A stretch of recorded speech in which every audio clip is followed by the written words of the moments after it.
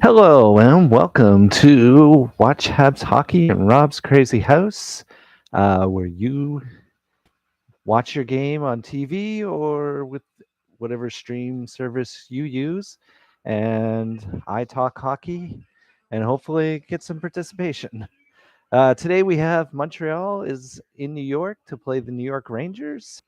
So game is probably going to be pretty much a sleeper because Rangers did play last night.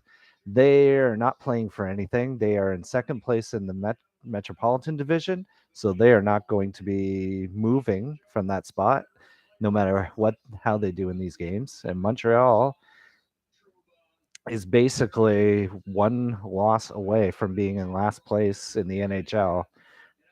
So they're not really playing for much except for pride right now. So hopefully pride is enough. I would love to see them break this losing streak that they're on, 9-game losing streak, all in regulation. I hope they come up with a really good effort. It is since New York lost last night to Carolina 4-3. They were down 4-1 in the third period and they almost came back. Watch the game, but I was surprised when I looked at one moment it was 4-1, and then at the end of the night it was 4-3. So I mean, they can score, yeah. There's a reason they're going to be in the playoffs. So they did play last night.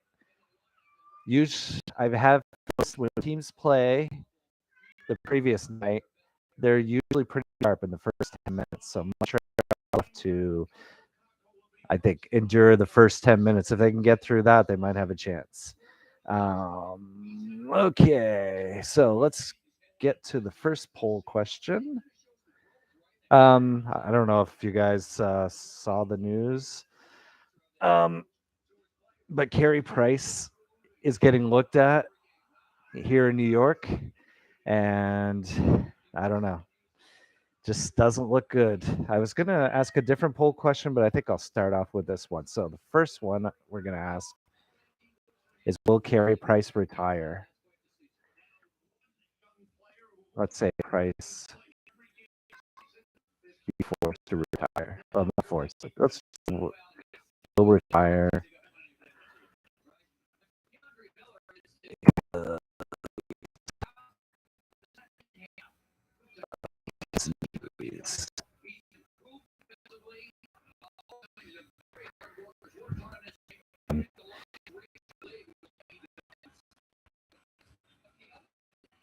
Okay. Like, will Carey be forced to retire? Because of nagging injury.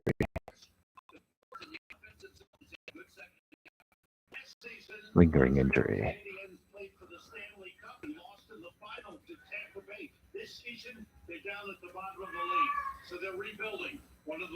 All right, I'll put that one out there. So that's tonight's first period poll question. Will Carey Price be forced to retire because of his lingering injury? All right, so what's... Okay, so other games. Last night was pretty important in terms of games that were played. First for Montreal. Arizona played last night, and they played against Minnesota. So you're thinking, yeah, Arizona playing Minnesota, that's going to be an easy one. That'll be Minnesota, and Arizona will remain tied. Well, surprise. Arizona beat Minnesota 5-3 last night. And they are now 2 points ahead of Montreal. So, and Montreal wins the tiebreaker or loses the tiebreaker. Arizona wins the tiebreaker. Keep thinking of this as the race for last. So Arizona will win the tiebreaker between Montreal. So if Montreal loses in regulation, they will be in last place. They will be a team that Stanley Cup final last year to last place in the NHL this year. If you can believe that. Unbelievable. The other game last night that was of interest was Vegas and Dallas.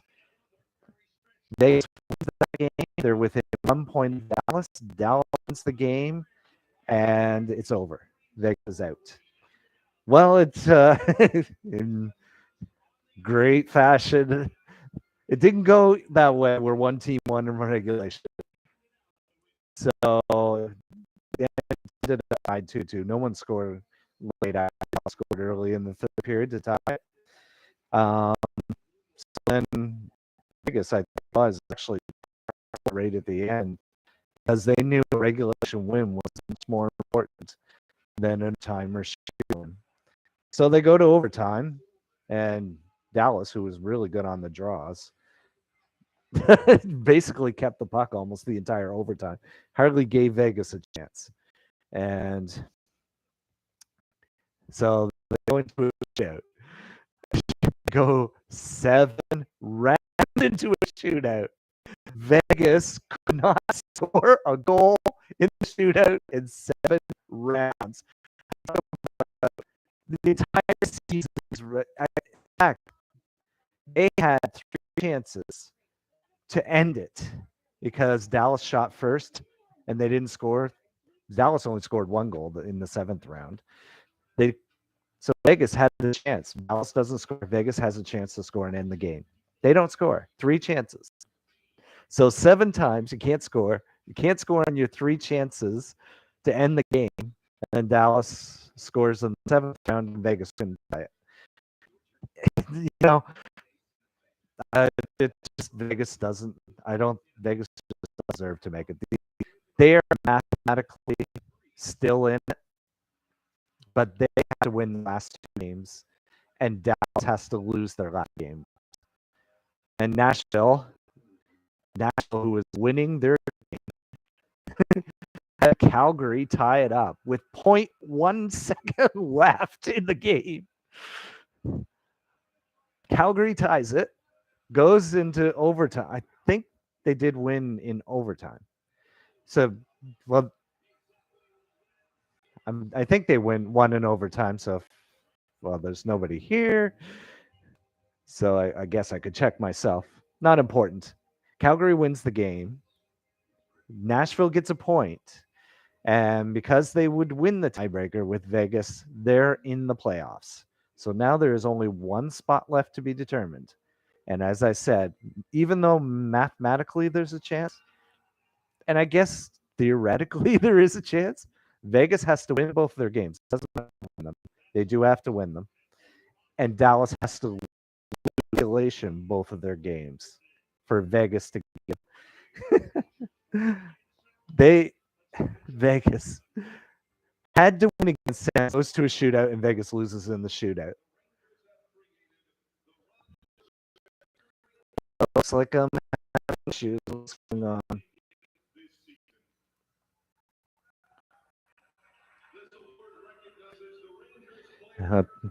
Okay, it looks like I'm back. Just looks like I had a little internet hiccup. So since nobody's watching, I guess nobody noticed. That's good. I said these feeds are mostly for me anyway. So anyway, I was saying Vegas had to win and beat San Jose. They didn't. They were leading. San Jose ties it late. They go into a shootout. They lose the shootout. They only get 1 point. They go into Dallas, a must win for Vegas. Had a 2-1 lead. Dallas scores early in the 3rd, trying like heck to score at the end of the game. Couldn't do it. Overtime, mostly puck controlled by Dallas. Not really a whole lot of opportunities either way. Goes to a shootout. 7 Vegas can't score. They only get 1 point. They are now 4 points behind Dallas. They literally had games. Had they gotten 2 points in both those games, even if had they beaten San Jose, had they beaten Dallas, would now be either tied with Dallas, could have been 1 point up or 1 point behind. However, if Vegas got 2 more points and Dallas didn't get 2 points, they would be tied.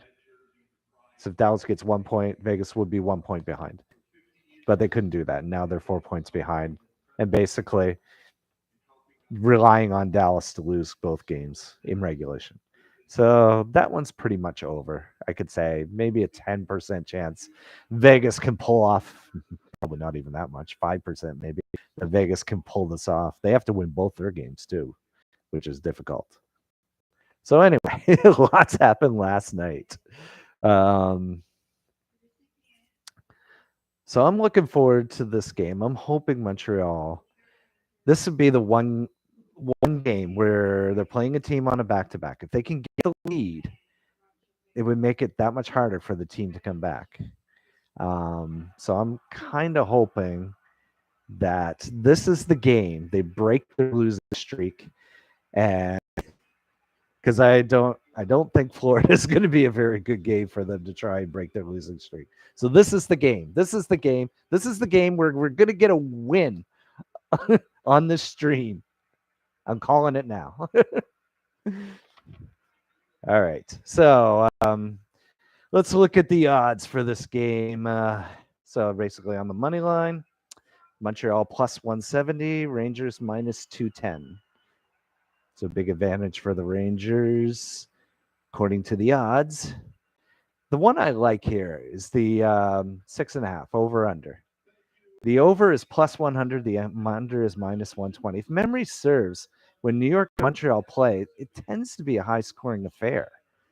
And you have the Rangers who are not playing for anything, and the Canadiens who have been kind of loose defensively throughout the year. I think there could be a lot of goals in this game. So I like the over on this one. The puck line. So here, Montreal losing by a goal or winning the game is minus 130, and the Rangers winning by 2 or more goals plus 110. That's pretty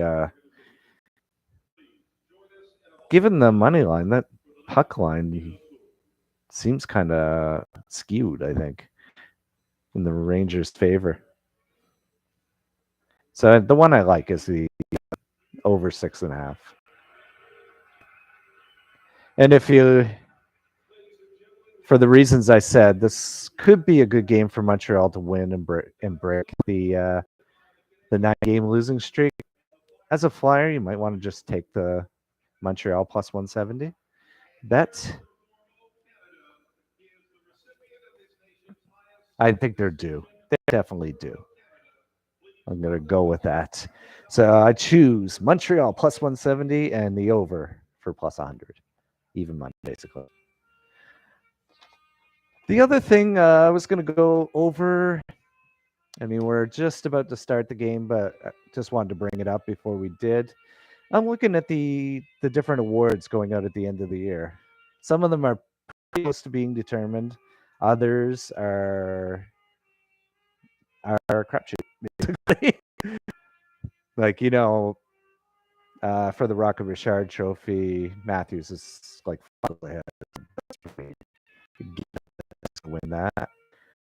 Also for the Art Rush Trophy, David has a lead on Huberdeau. A couple games. Yeah, that's pretty safe too. But here's some questions. What about the Vezina? Who's going to win the Vezina?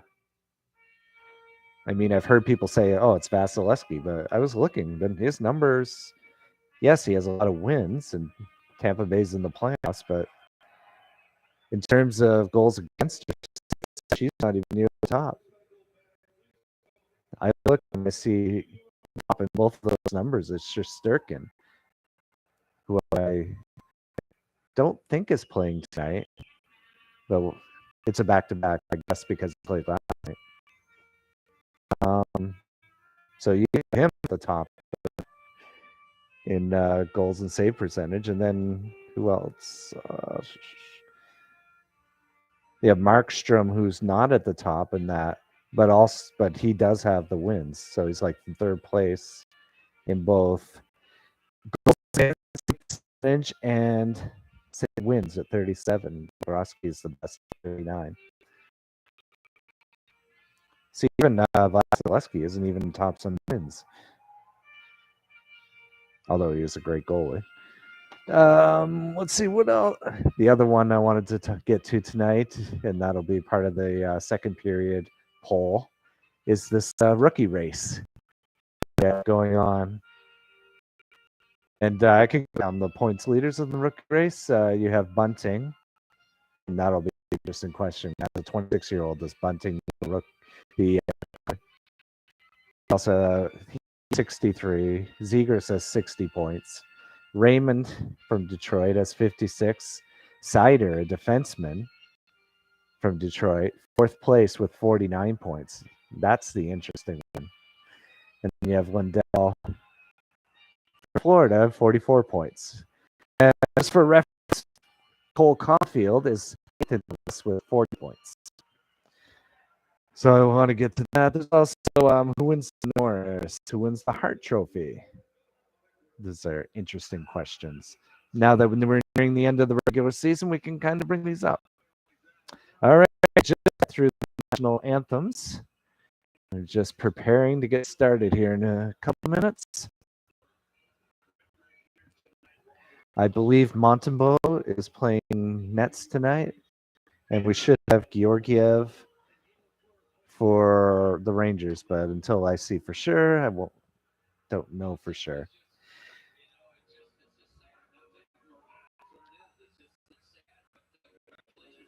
Yes, it is Georgiev. 14-9-2 record, 291 goals against average, and save percentage of 898, and 2 shutouts. He's won his last off the presentation on TV. Montembeault 7-18-6, 397 goals against, save percentage of 892, and 1 shutout. Thing to note is Montreal. I mean, it doesn't matter what your goalie is. Montreal's minus 107. That they've had 107 more goals scored against them than they have scored goals. That, if you do the math, that's like 2.25 goal, or no, sorry, 1.25 goals per game. So the other team is scoring more than a goal a game, more than Montreal is scoring. So of course your goals against the save percentage are not going to be that good in those situations. We are underway, by the way. So I believe they are playing Hoffman with Suzuki and Caulfield. It's 20. Oh, so that was Tyler Pitlick. So they have Anders. So it's interesting. They moved Evans to second line with Rem Pitlick and Gallagher, and Dvorak with Tyler Pitlick and Anderson, who are out right now, as a third line. Oh, that's a glove pass. Yep. Glove to Caulfield. So you got top line out right now. Suzuki, Caulfield. Hoffman, in the last couple of games, has been playing better. And of course, when I think of Hoffman, the last game against Boston and the horrible call he got against him on his play against Hollow, which I thought was a good play. He gets called for slashing on that play. Not that if that wasn't bad enough, because it didn't really look like slashing, because he just took his stick and kind of brought it down like that. Just pushing on the players trying to take a shot, Holla. But then they call him for a penalty shot. He's like, and doesn't know the definition of in the clear, I guess. Maybe you should go back to the rule book and figure it out. That I don't usually gripe about calls, but that one was pretty bad. So it's like dump it in, and Montreal clears it out. Hasn't been a whole lot going on. I have to. One of the problems I have with watching MSG is they never show the shot. I really hate that. So I got to go on. Yeah, I didn't think there was a shot. There's not even a shot yet. We're 2 minutes in. A lot of back of dumping it in the zone. Then, Montreal turned it over at the line. And they do it again. Gallagher and Pitlick and Evans. I think we had our first shot, a point shot, basically. Easy save for Georgiev. Montreal keeps control, dumps it back into the zone. My cat is howling to go outside, and I can't do anything about it.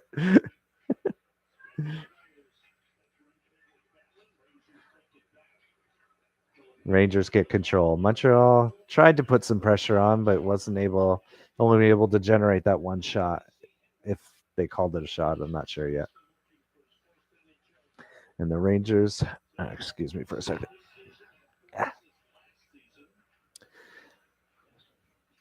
All right, who do we have up there now? The fourth line. But, it's in Rangers' zone again. So far, it's been. Oh, here comes the Rangers. The shot by Montebo. Stop by Montebo.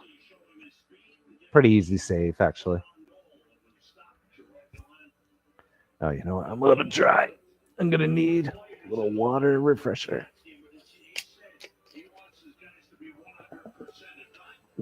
As we're kind of stopped, a whistle. Ah, that's much better.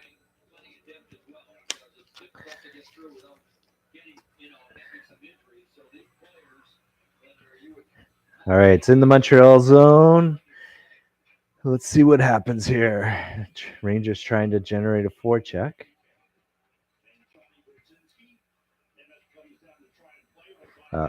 Rangers cleared the Montreal zone.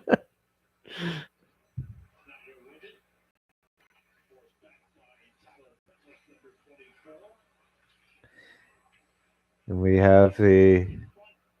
Oh! Put it right through the crease. If anyone was, any Montrealer was standing there, goal. Oh, that was the Borak line. Let's see who's saying. We got a Suzuki line out there now.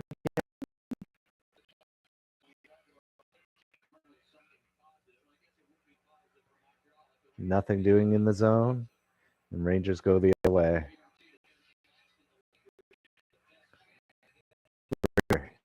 If Montreal doesn't, they will be last. So something to play. Ooh, good move by who's that? Hoffman? Yeah. He was able to take the puck out of the corner. It was a good move. As I said, he's been playing better. Oh.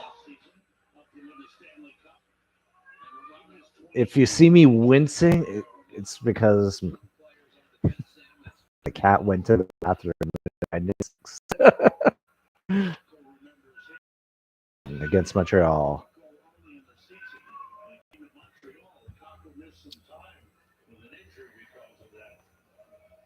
Do we have any? We have one shot. I saw the Rangers take a shot. And one shot from Montreal. Yep, one shot each. My God. If I ever mention a bet, you should probably take the opposite of anything I bet on. I have such a horrible record. It's even though it's early. Like, I mean, they only each have one shot on goal.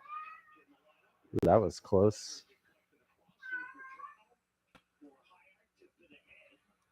But Montreal's able to get it, and ooh, I'm gonna get called for a slash there. Gallagher? Nope.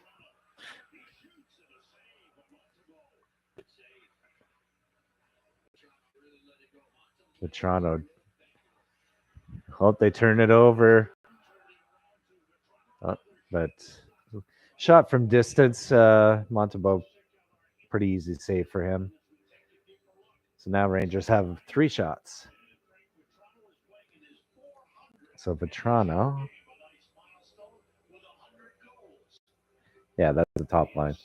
Kreider, Strome, and Vetrano. And it looks like the Evans line is going against them.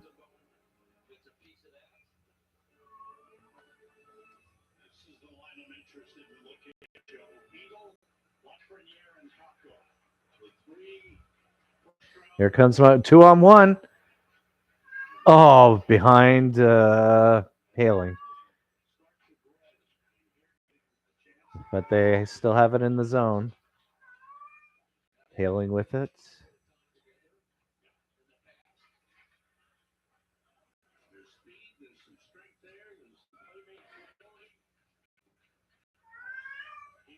Oh, Hedel just right by Petrie.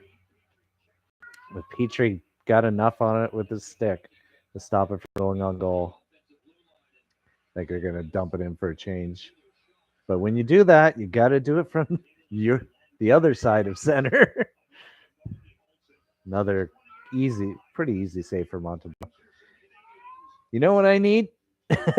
I'm going to need for this game? I am going to need the coffee. Because this is going to be a sleeper. There. Have a little sip. Like this. My wife got me this mug in Dublin. She went to tour the Guinness plant. Was able to bring this back for me. She knows my love of beer.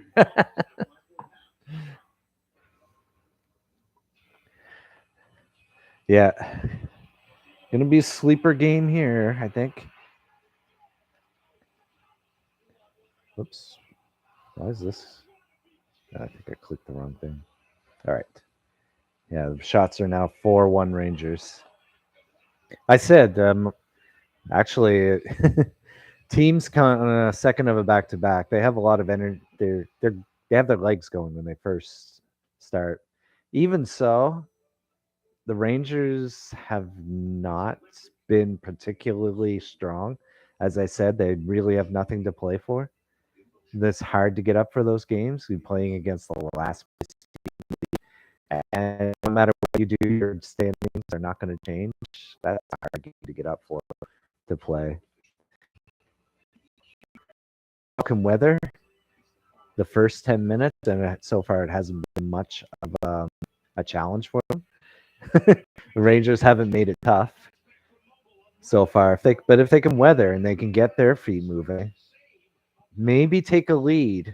They could take a lead into the third period. Although the Rangers do have a lot of young players, who may not be worn out by the end of the game. That may be one thing.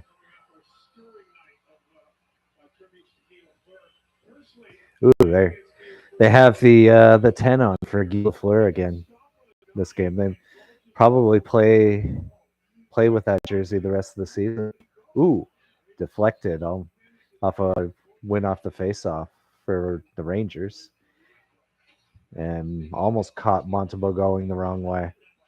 Yeah, here's the forecheck of the Rangers, trying to keep the puck in the zone.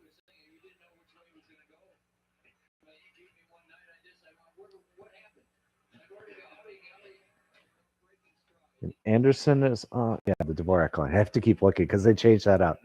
It's Anderson, Dvorak, and Tyler Pitlick. Yes. And it's back inside Montreal's zone. And Montreal has control. Oh, turnover. Oh, offside.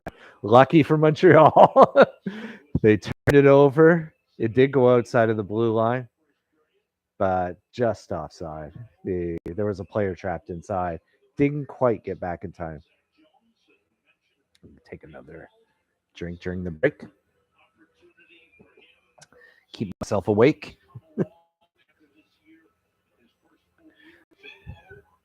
This is going to be the game.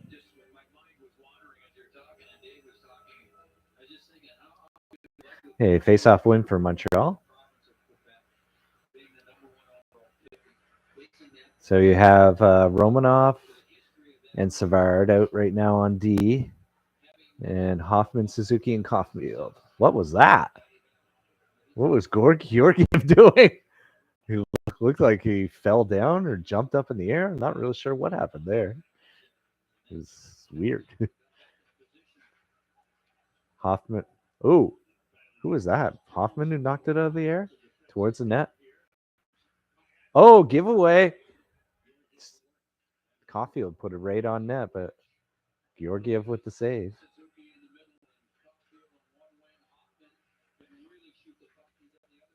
Hoffman has it now. Gets it to the player coming off the bench. Suzuki still at it. Gallagher. It was blocked.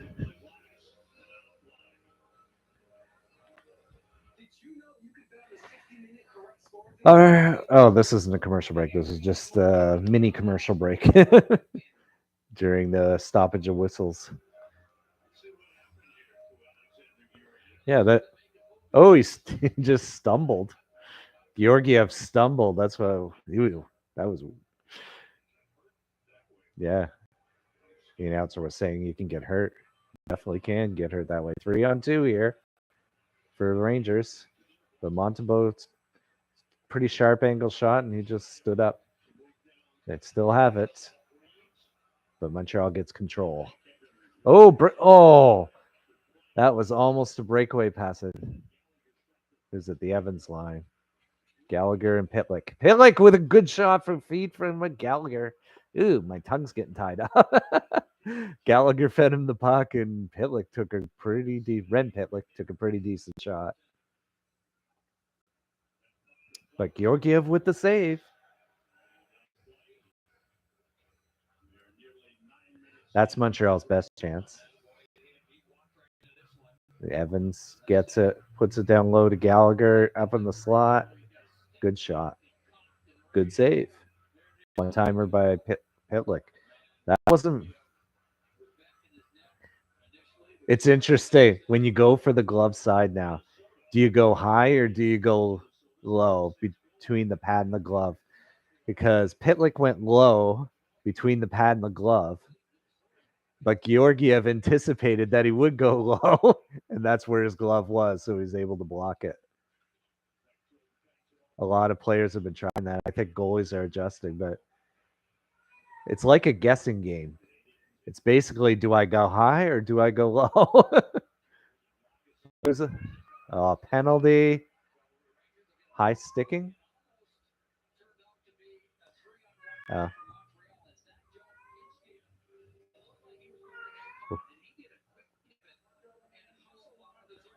Harris gets called for high sticking. I didn't see it. I have to admit. Oh, yep. It's a high stick. If you see it, you call it. I say only about half of those get called though. They miss about half of them. But if the ref sees it, he calls it. I like the fact that the Rangers player didn't really snap his head back. And Montreal clears the zone. Oh, almost. Who was that? Dvorak? Almost gave it right to Dvorak. Montreal is able to take it and clear it again. 25 seconds gone, and Rangers haven't been able to set up. And they try to bring it in. They play the dump and chase this time. But Montreal gets it and clears it again. So now you have 45 seconds gone.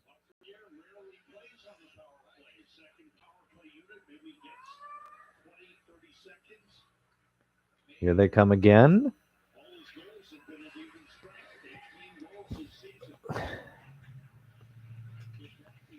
Oh, fanned on by Savard, I think it was. Yeah. Now they're set up. Now they're passing it around.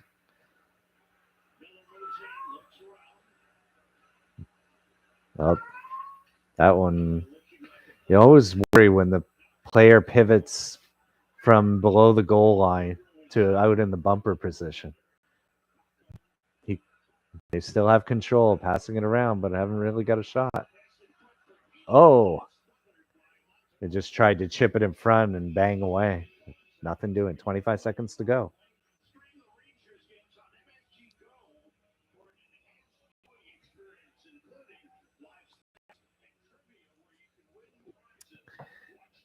Although it's a little more exciting on the penalty kill.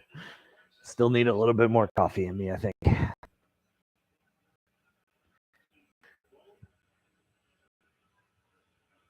All right, I was just looking at the poll. We have one vote no for will Carey Price be forced to retire? Montreal clears it again. So this, they just had that. They have 13 left. Maybe chance for one more. No, Montreal gets it. Ooh, that was almost turned over.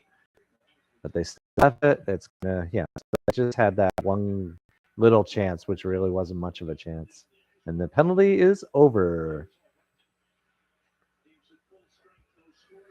So we have 8:25 to go. No scores so far.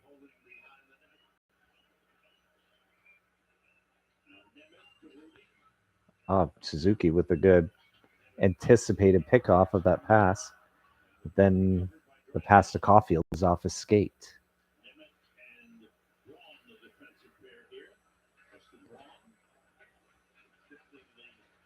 Back in Montreal, chipped in Montreal zone, and they have it again. Let's see what they can do here. Got Suzuki going up the center, going in, goes in and takes a shot, but it was deflected.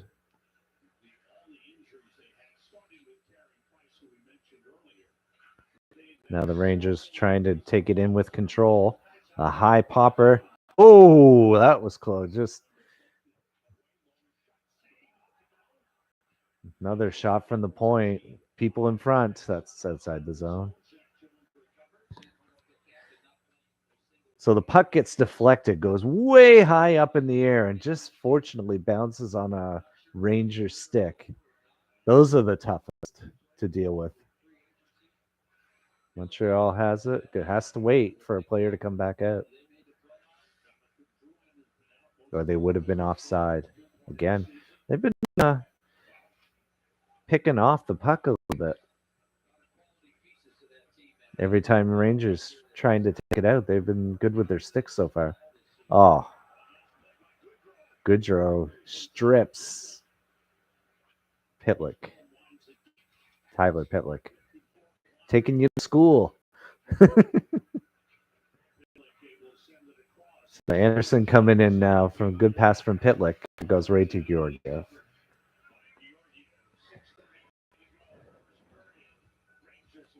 So Rangers have had a couple of chances. Montreal had that one chance with Rem Pitlick, a really good chance. In fact, there was a couple of good saves by Montembeault too. So, but in terms of like really high quality scoring chances, yeah, I think there was 2 for the Rangers and just that one for Montreal.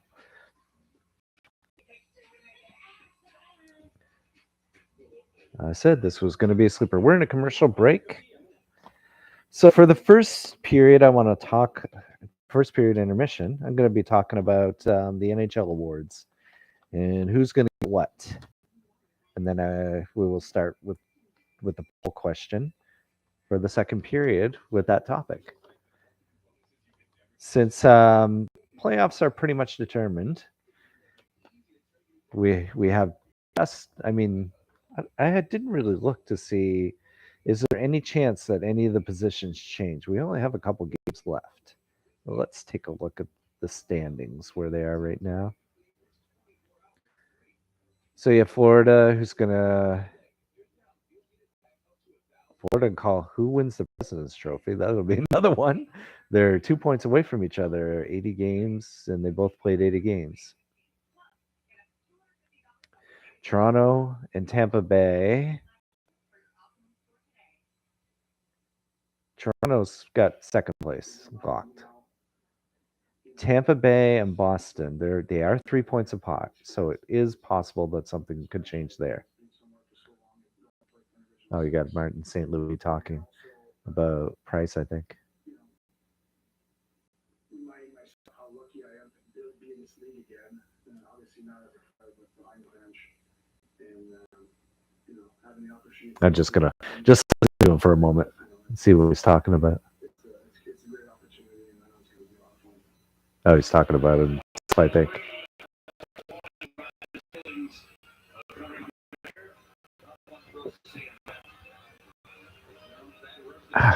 Awfully dry.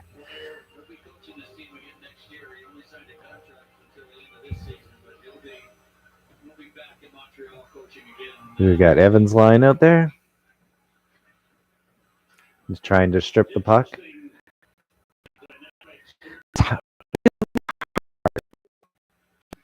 To see both at the same time. Again, I great respect for these people who do play-by-plays because I see a 2. Is that 22 or 32? I just don't. I can't tell until I see the other number. I guess you got to know who's on which line is on the ice, and then it's easier to tell.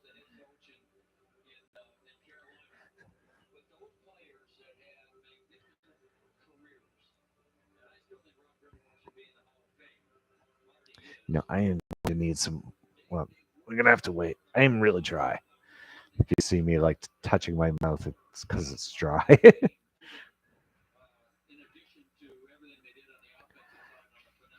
Ooh, nice reverse hit by Romanov. Puck taking up the boards and out, and then giving up. But no harm done. Into the Rangers zone, and now they have control.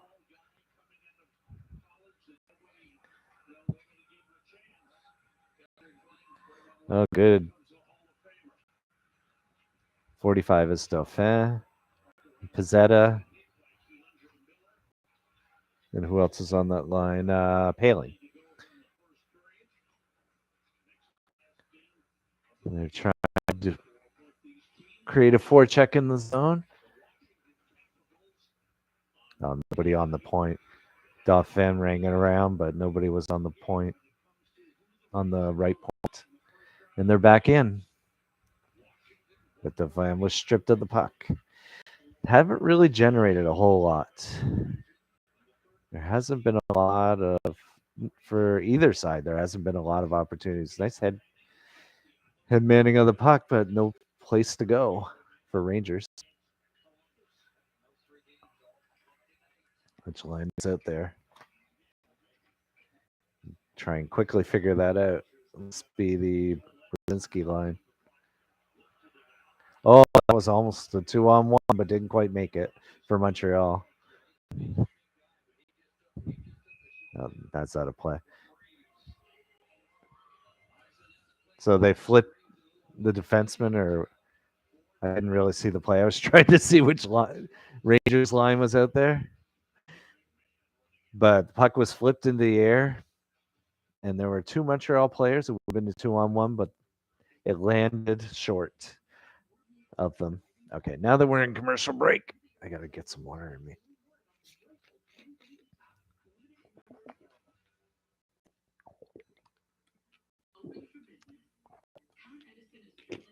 There. That's better.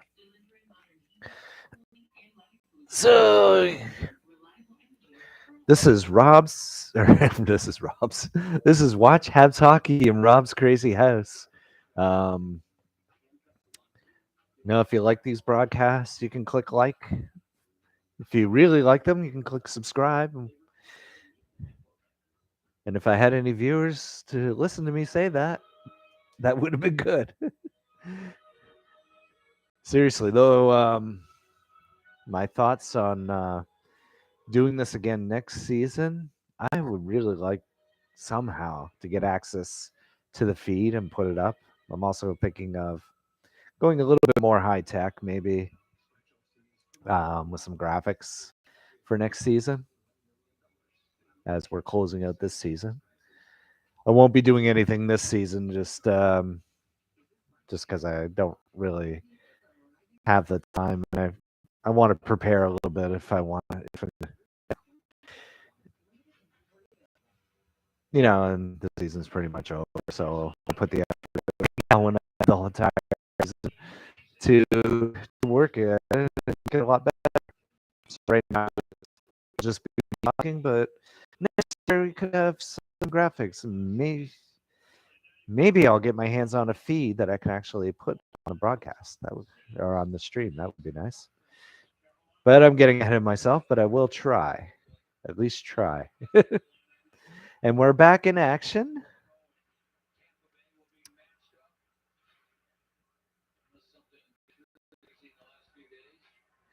Still in Montreal. Just got it out for a second and went right back in.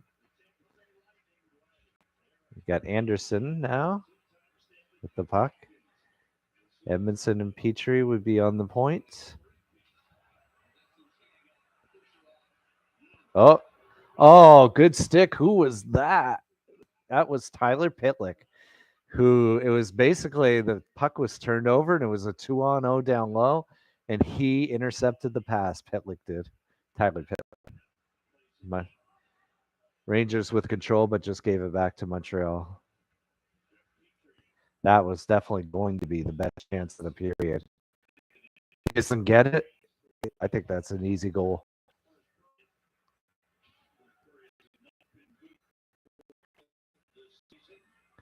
Is that icing? Yep. When you miss the pass, it becomes your side of center. It becomes an icing.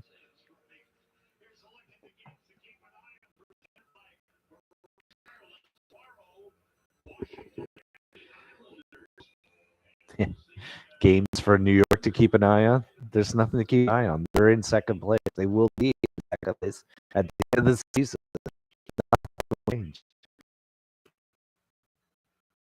The only thing that might change is who they play against.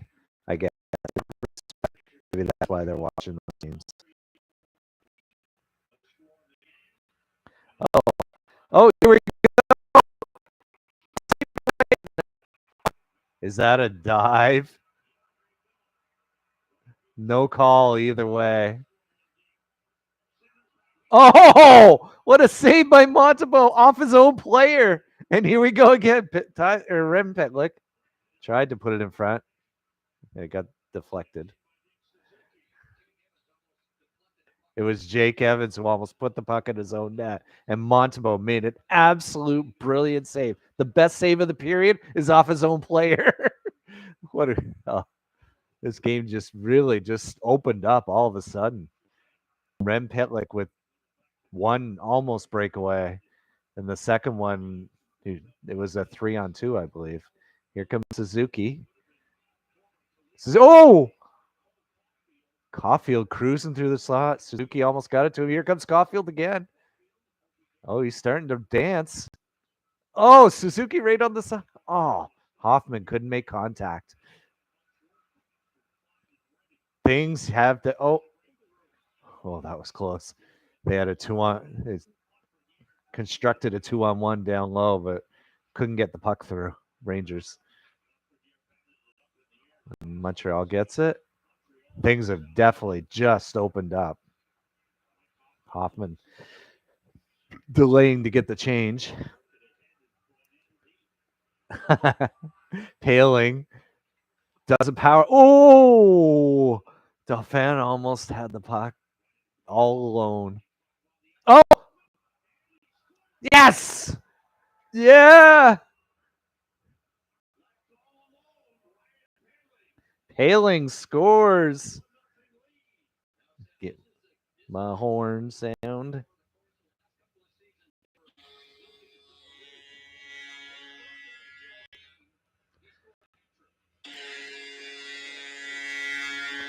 Montreal scores. Paling gets the puck. Oh, right under the block. Passed it to. Was it Dauphin? Was Dauphin who passed it to him? Yeah. Got the puck in the corner. Passed it to Jack in front. Puts on Georg. And we have a 1-0 lead.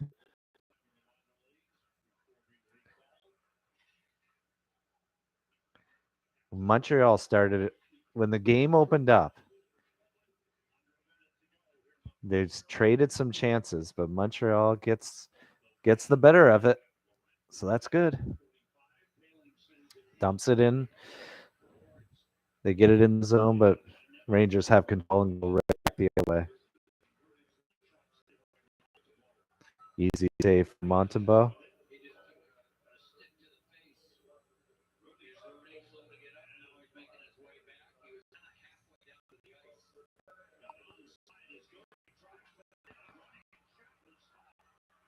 Wow.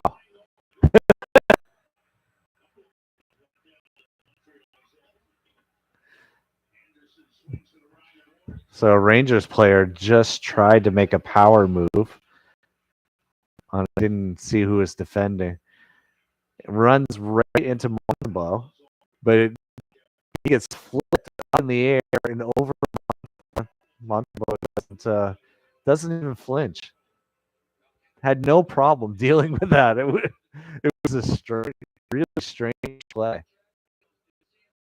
Oh yeah, as I said, they miss about they miss one. They get about 1 and 2 calls for high sticking, and they missed that one. So Montreal with 2 high stickings and got 1 penalty. Okay, we're at the end of the first period, which means that the poll ends. And I didn't discuss what I think about this. Will Carey Price be forced to retire because of lingering injury? I don't know. He only played 4 games and he's injured again. This is not looking good. I don't know what it takes for him to stay healthy. It may be something where he just cannot have the mobility. He cannot go up and down. That it keeps aggravating his knee, and it just might force him to retire. I think there's a good possibility that he might be forced to retire because of his injury. So we'll end that poll. So I think the first thing I will do, I'm gonna take a break because my throat's a little sore, and I gotta do some things before I get back. So you can't even see that, can you? I wish I had something that maybe I can do it this way. Turn the camera this way. Yeah, perfect.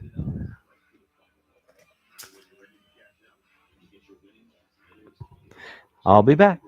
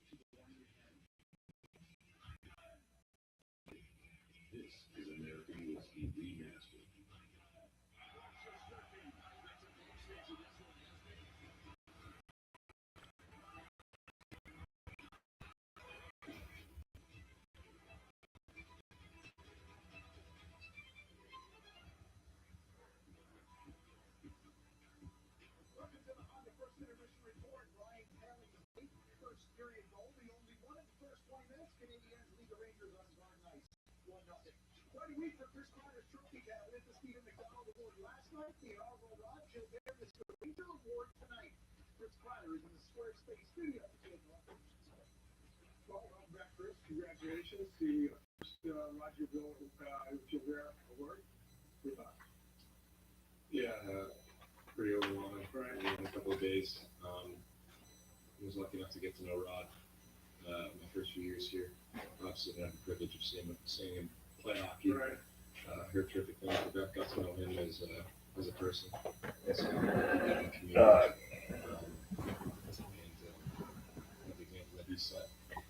their reputation. So, Sending me to that. You feel like he had a charisma, didn't he? I mean, Rod, To you just do did this. every day was a great day for Rod. Great to be around. I'm back. All right. As I adjust everything, there we go. All right, so let's start by talking about the first period. So the line that I just get adjusted here. The line that I noticed the most, I think, was the fourth line. The Fan and Pizzetta. I noticed they had some zone time. They had the goal. The only goal in the period. The ones weren't bad. They didn't give up any goals. There were 3 or 4 chances for the Rangers to maybe generate something, but nothing really came of any of them. There was no real sustained zone time for the Rangers, so mostly they were trying to maybe generate something numbers or rebounds. But so I didn't see any real anybody. As I said, this is probably going to be a sleeper game. The whole period. One good chance back. That great chance by James on Mamba. Almost put his Montembeau. That was stretch back against the frame. Deflected the other way. Uses his right. Player. And across the goal, great forecheck. Got the puck out to an open Paling who put it home. And that's basically the first period. Neither team really had a good sustained forecheck. So now that we're done talking about that, we will start the next poll question. I was hoping to have more people on tonight, but this being a weeknight and probably a game nobody really calendar for, so I'm not surprised. So my poll question. Okay, this one is not just going to be a yes or no question. Who will win the Calder? I'll put down my 3 picks.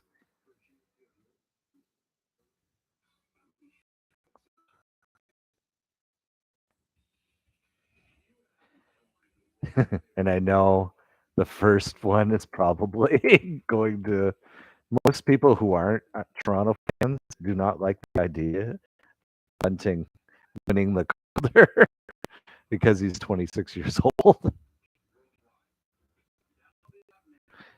And then we have probably also.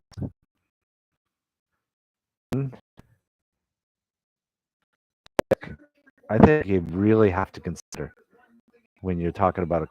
He's a defenseman, and he's 4th in rookie scoring. Cider. And the last one will be you don't agree with my top 3 picks, and you want someone else. All right, so who will win the Calder? Will it be Bunting of Toronto? Will it be Zegras of Anaheim? Or Cider of Detroit? Or somebody I didn't mention?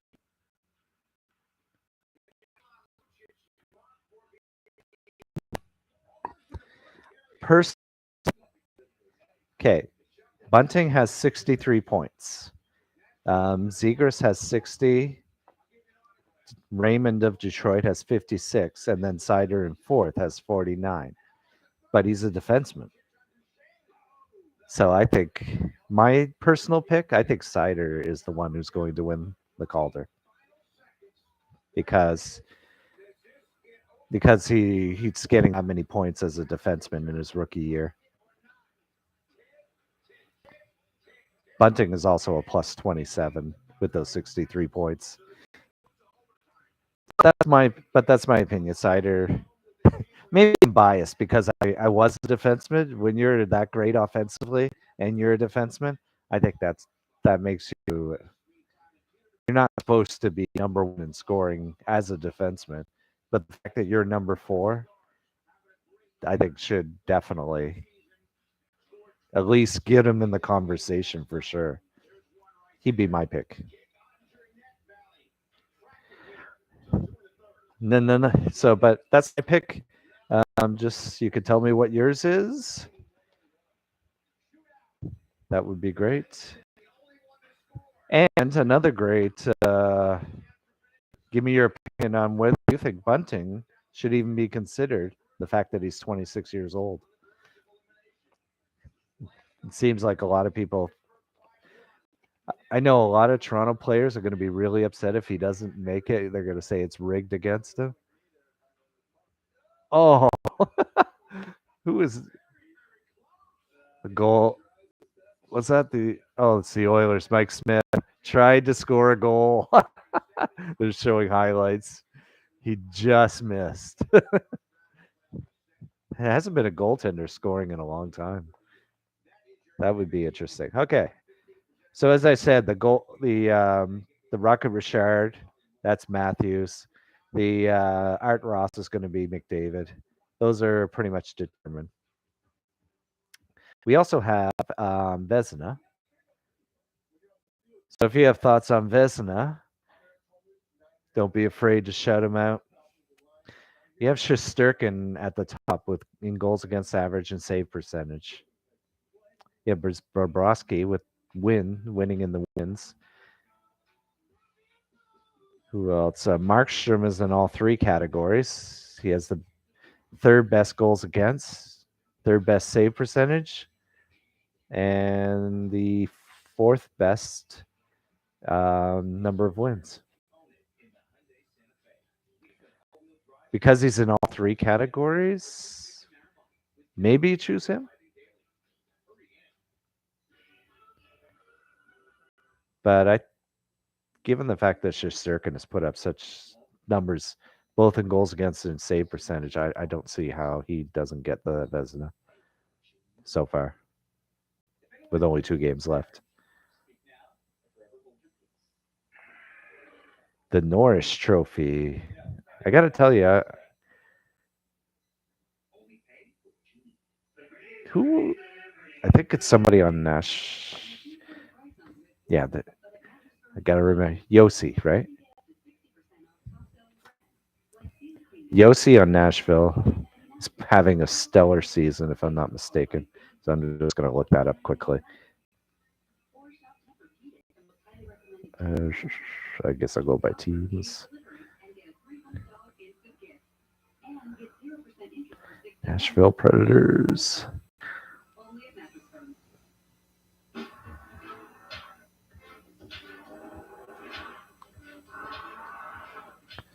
Oh. And go down to roster.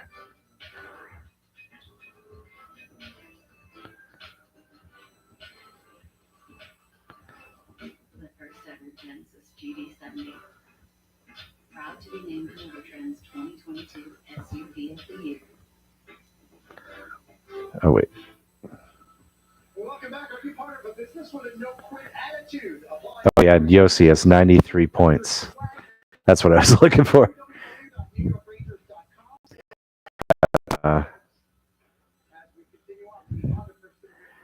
That puts him out there. I'm trying to think, who is it? Makar is also in the race. So Yossi has 93. Let's see where Makar is at. That's Colorado. I might have to go down the list, though, in Colorado. They have a lot of goal scorers. See, to do what Yossi is doing this season, Cale Makar, 85 points. To do what Yossi's doing this season and be on a team that is definitely known to be more defensive than Colorado, I think that's double whammy for him to. I think he's pretty much. He'd be my pick. He has the higher offensive number of the two. What else do we have? The MVP. MVP. Wow, that's a tough one. Who would be MVP? Give me your thoughts. And yeah, Matthews is doing what he's doing with the Leafs this year. Um,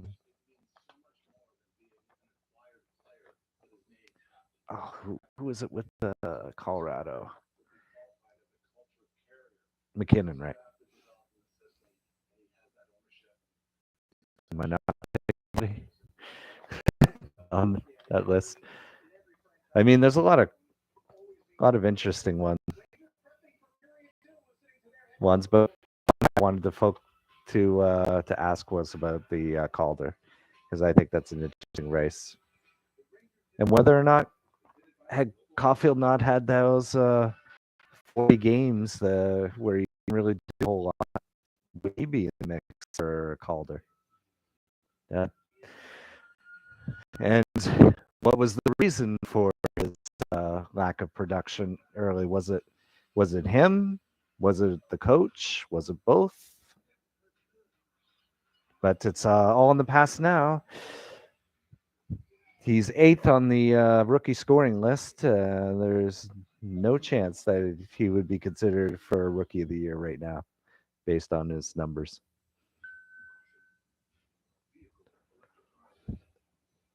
All right, so we're still in intermission. What else? Oh,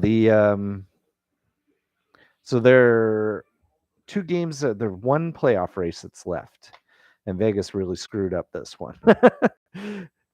They have to win both games, and Dallas has to lose both games.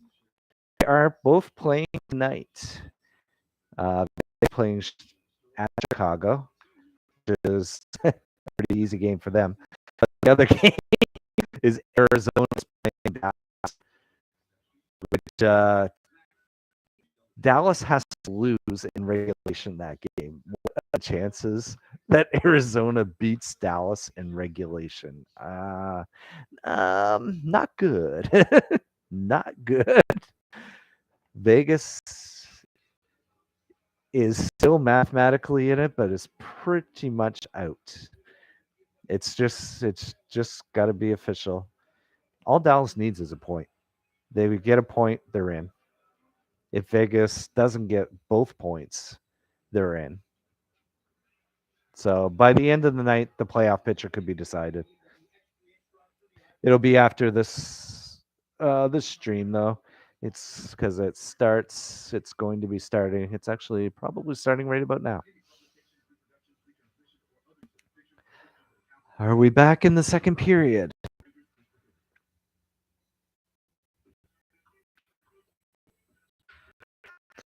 We're about to start the second period.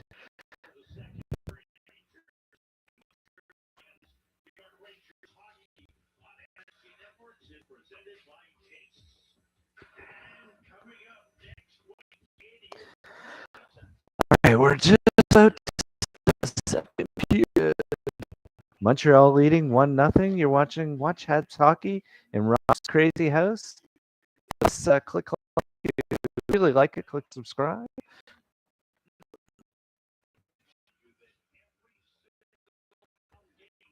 I get my streams from ESPN Plus, but not for Rangers or because I have to watch them.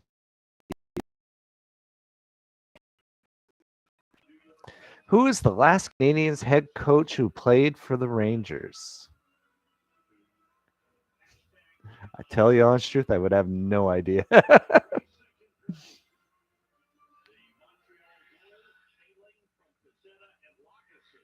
We are started. Who do we got out there first? Gallagher, Evans, and Hill. That goes into the netting in Montreal zone. I've noticed second periods can be if they get caught in the zone and are unable to change. So it's kind of important for them to keep their shifts short, try not to get caught in the zone because it's a period of long change.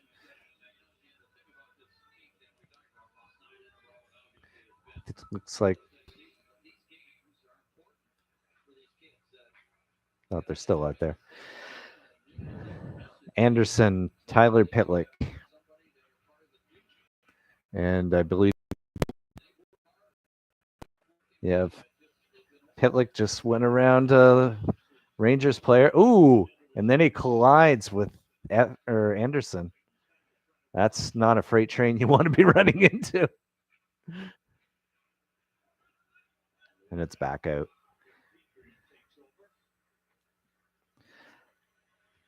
So far, not a ton of chances. It did seem to start opening up with about 6 minutes to go in the first. Ooh, and Anderson was for the rebound. Caulfield has it again.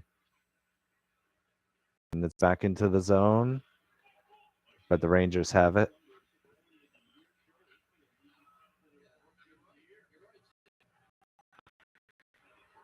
Suzuki stripped the puck. And now it's back into the zone. Shot blocked from Hoffman. Suzuki picks it up, though. Oh, he tried to get it to Romanov. 2-on-1. Oh, good play. Must be Savard with Romanov. He stopped. He basically stuck his stick out and stopped the Rangers from getting control because they would have had a 2-on-1.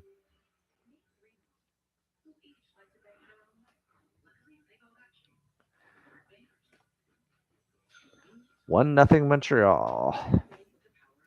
Here in a mini commercial break where they show one commercial while they keep on. Paling's line is out there. That's when your fourth can score. Zed just gets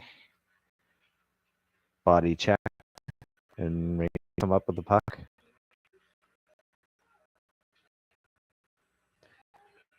Dauphin picks it up and Montreal has control again. But they just shoot it out. And here come the Rangers. Good stick there. And they just dump it out again. It's almost like they're trying to protect the lead. With 17:20 left in the second period. Oh, good save, Montembeault. Seth Jones came right in. Went right across the crease, backhanded it right into Montembeault's pad, who was ready for it. That was a really good chance. Power move by Seth Jones.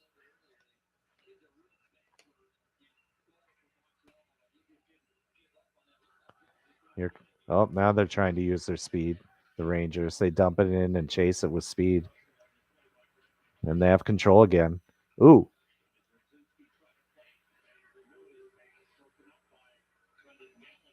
Montreal trying to get control. Evans with it now to Gallagher. Gallagher takes the shot, misses, deflected actually. Oh, they're offside. They have to wait and tag up. Oh, guy wide open. Oh, Montembeault with the save. Oh, I saw Rzinski. Yeah, here comes Jones streaking in. Good save, Montembeault on the backhand. And then a second one.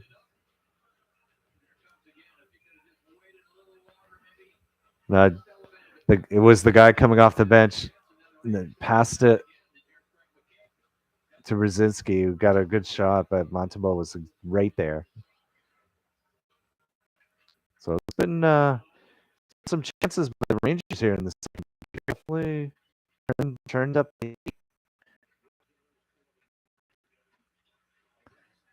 More play in the Montreal zone. Montreal's going to take a penalty here. They score. Deflected, basically. Ryan Reeves.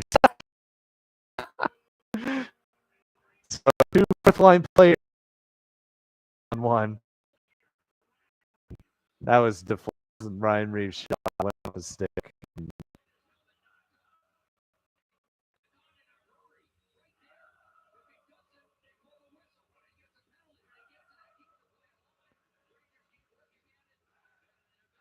Oh, that deflected. Who's that, Palin? Oh, no, Dvorak. Oh, man. Dvorak. Perfect deflection. On Ryan Reeves' shot.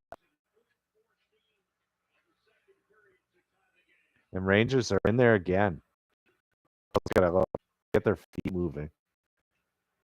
And here they're carrying it now. The top comes Caulfield. Ooh, good shot. Just missed.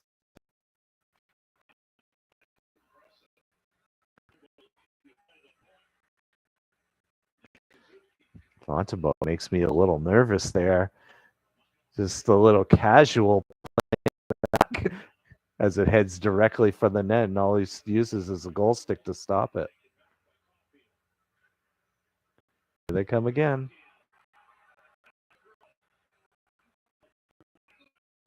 Yep, Montreal gets another penalty. I think hooking or holding on Suzuki.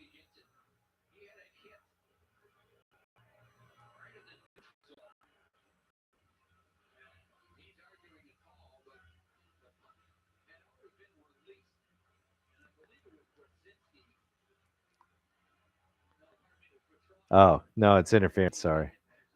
I thought it was there. But it's this late hit.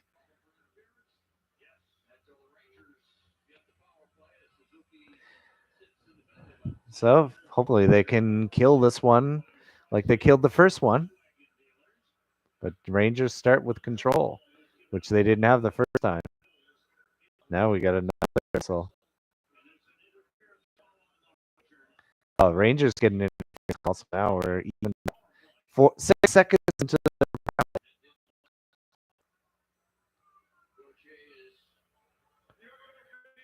I had to say, I think I was following the puck and I didn't really see it. May have caught it out of the corner of my eye, but since the play had already moved on, let's see what happens.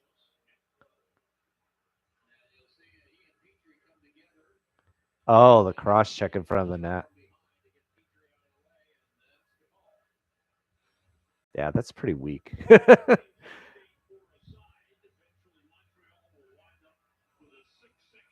I don't know if I agree with that one.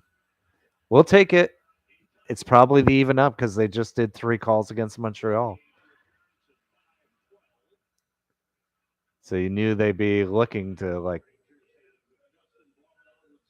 make a call against Ranger. I don't know why they have to do it that way, but you can't have too many calls against one team. Pitlick trying to strip the puck. Keep having to mention which one. It's Rem Pitlick I'm talking about. Here come the Rangers.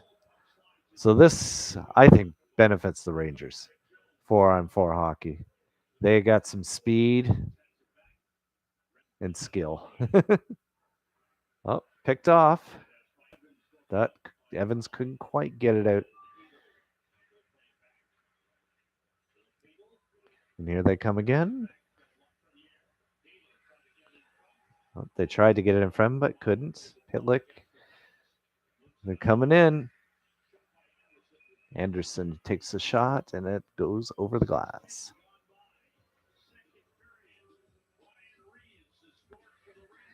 So we have a 1-1 hockey game. Looks like we're going into commercial break. We're in 4-on-4 action, which I said thinks benefits the Rangers. Yeah, the interference call again. Petrie drew. Yeah, I mean, I don't know. It was soft, I thought. Didn't really result in a real good chance for the Rangers. Wasn't even that hard of a hit. I think Petrie was leaning forward, so he kind of fell forward. He was even able to block the puck afterwards. But we'll take it. We'll take it. Ooh, someone else. If you say someone else, you should really type in who you think it's going to be. Oh, wait. Is House B Cristiano Ronaldo?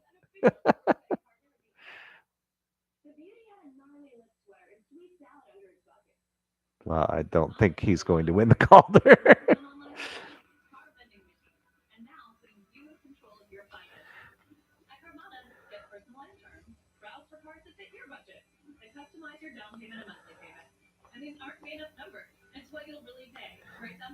One thing, there's another interesting little race in the race to the bottom. Is the goal differential for both Montreal and Arizona, which is so extreme. I can't believe that you're talking about over 100 goal differential.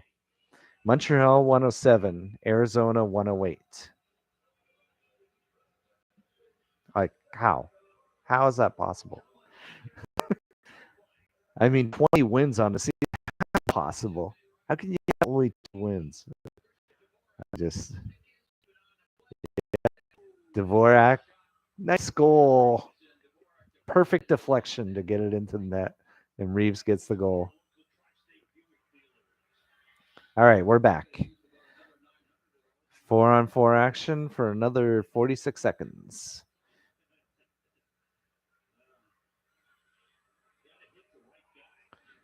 Rangers get it in.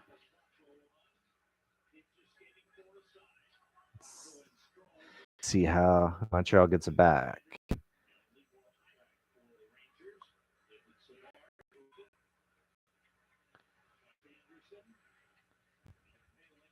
They bring it into the zone, trying to forecheck, but Rangers come up with it. We have 15 seconds left. This is not a lot of. Oh, almost. I think that was hailing.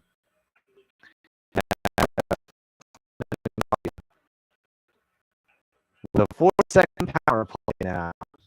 2 seconds already killed. A total of 6 seconds on the power play. So I guess you get the Suzuki, Caulfield, Anderson. Or no, Suzuki, Caulfield, Hoffman. Who else? The Dvorak, I think. And the defenseman.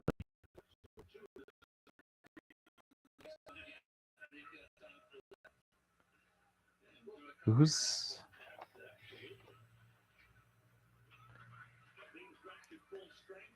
Oh, there's Caulfield, picks it off.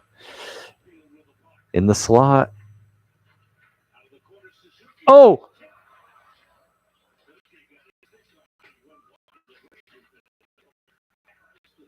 Harris almost was able to, he almost got a cross-cut seam pass from Suzuki. He was almost able to do something with it. Caulfield digs it out.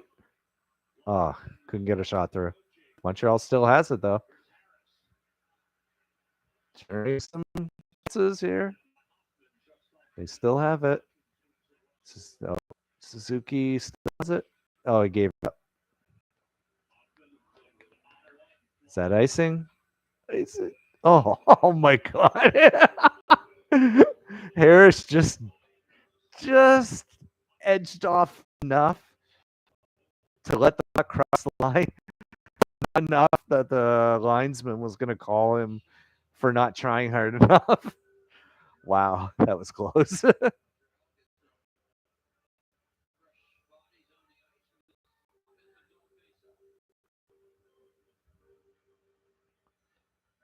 All right, Rangers win the draw, and it's out. Oh, and Montreal gets it back. Pitlick. Pass was right off the skate. Could be a 3-on-2. No.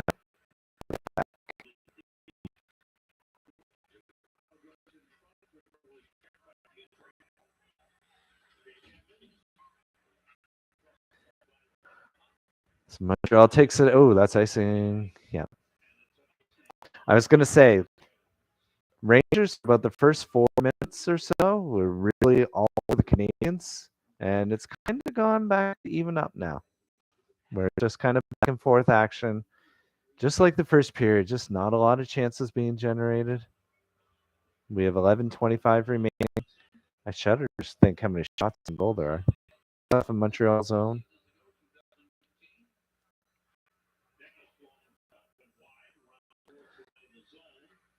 Rangers controlled off the draw. Shot that missed the net. Now Montreal has pass up in the back of the net, intercepted. But Petrie's get to it, yes. Let it cap in. Deflect. Block. Now Evans with it and gets it out.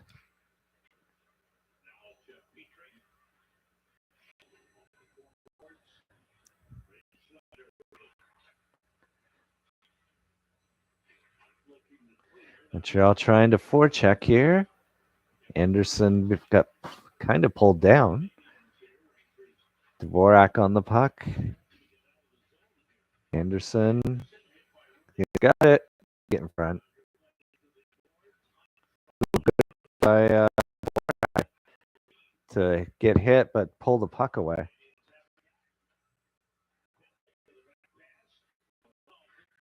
Okay. Romanov takes a shot, but it gets deflected. I need some more coffee. Good battling by Montreal down low.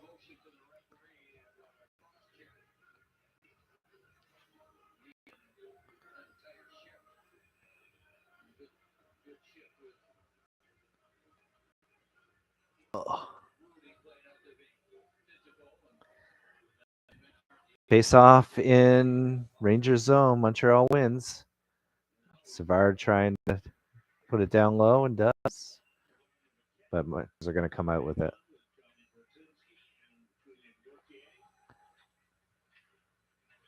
Montreal trying to keep it in. Savard putting the pressure on. But they get it out.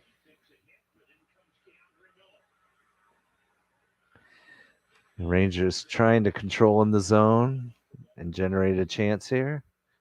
Oh, pass intercepted and just flicked in by Pezzetta.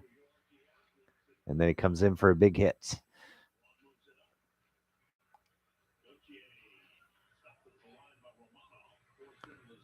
Romanov being double teamed. Oh, that pass gets through. You have two of them.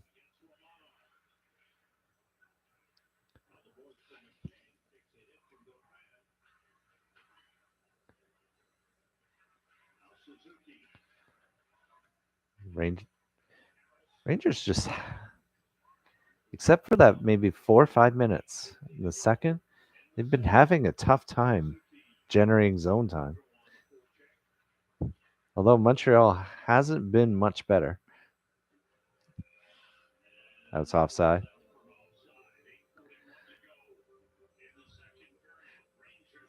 So that is equal to not many chances in the game.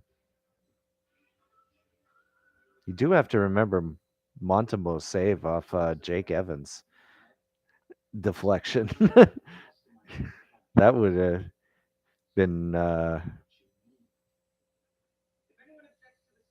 interesting, but then Dvorak was able to deflect it in past Montembeau. So really, the biggest two chances Montembeau has had to face have come off his own players. All right, just going to check since we're in a commercial break. Let's see how the out-of-town scoreboard looks. So the Stars already have a 1-0 lead on the Coyotes. Even though the Coyotes are shooting them 9-2. Not looking good for Vegas. and the Golden Knights and Blackhawks are at 0-0. Yeah, goal scoring has been a problem for Vegas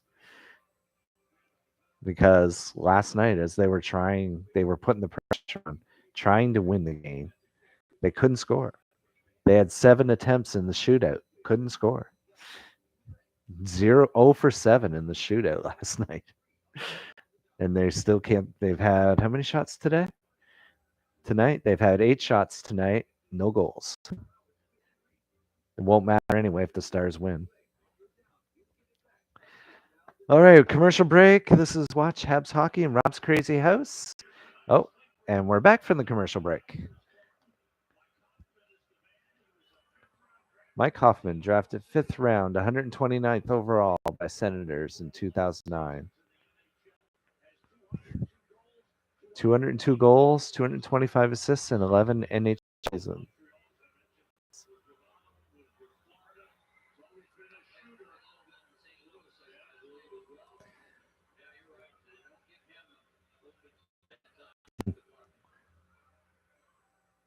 It's funny listening to the Rangers. They called him a sleeper. They said, don't give him time and space. He's a shooter. So I'm wondering what kind of role they want Hoffman to play on this line because, yeah, Caulfield, shooter. Oh, and just as I was saying it, Caulfield was about to unload on a one-timer, but the pass got deflected.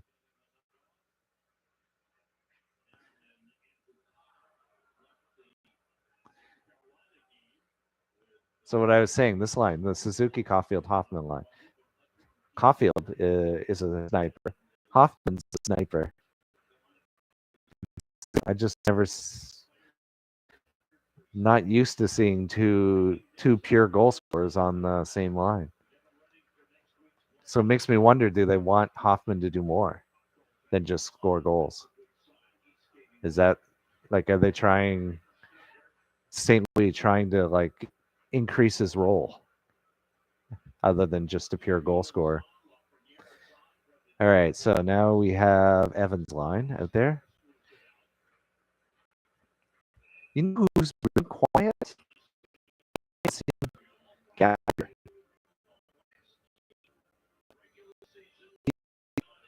He's been really quiet tonight.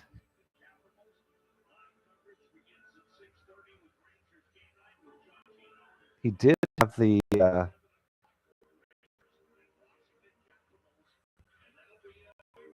I think he had one time he was behind the net that he generated something. And then he had that one missed shot. Now he has it. He gives it to Pitlick. Pitlick streaking in. And it's got blocked. Let's see if this line can do anything. Gallagher gets hit. You wonder if the he's taking, if it's starting to take a toll on his body. Here comes the Rangers.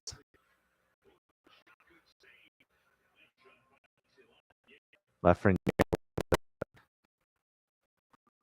shot released by Montembeau. I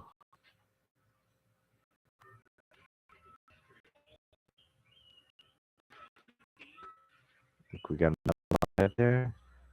Yeah, it's Tyler Pick with the puck. With Anderson. But Anderson was stripped.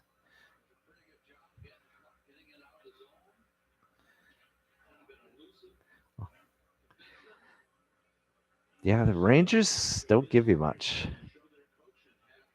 I've noticed you can't generate a lot of turnovers off them. I've seen Montreal try a few times. They try and strip the puck, but strong on. Ooh. Pitlick coming in. Oh. And wow, how did he do that? Somehow streaked behind the net and got his own shot. That was interesting.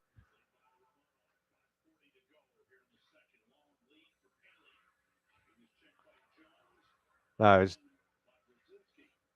I was saying is that Montreal's made some attempts to. Oh! That was dangerous. That was very dangerous.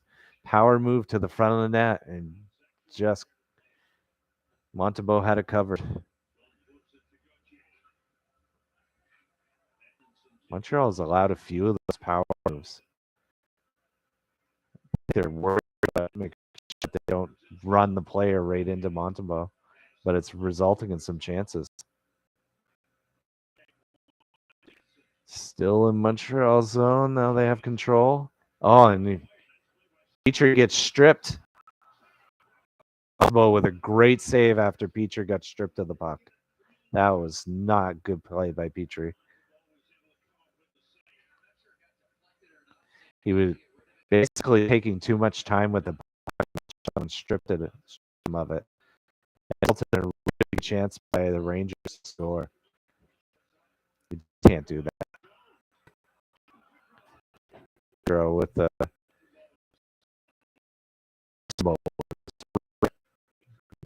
it was already there. The shot was taken. And here comes the long shift.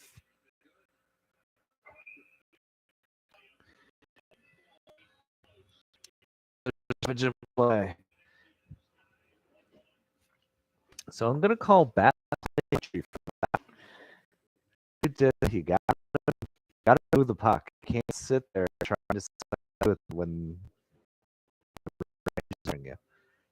The Ranger player just stripped him right of the puck. 2 passes and a great chance for them. Got to be better than that, Petrie. Part of the problem with this game this year, I've noticed a few times, he seems to be taking too long and making decisions with the puck. Is because it's not engaged as much as it should be because he's thinking of being traded, or is it just some kind of mental issue or something with him? Maybe too tired, or I mean, it was a grueling run to the Cup final, and it just the whole season might have just been hard to come back from that Cup final. We're in a commercial break. You're watching Watch Habs Hockey in Rob's Crazy House. The game is tied 1-1, and if we look back, the 2 bets that I thought were good bets was the over. Yeah. The over at plus 100, even money. Yeah, that's not looking good now.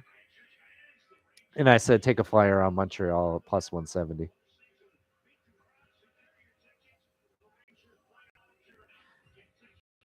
Didn't really like the puck line for either bet. Like New York Rangers, I guess Montreal.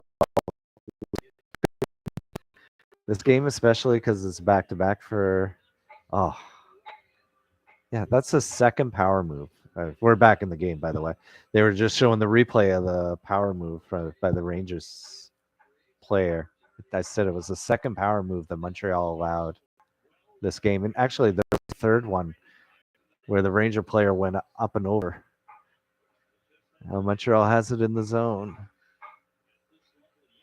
Harris getting mauled in the corner. And Rangers come away with the puck.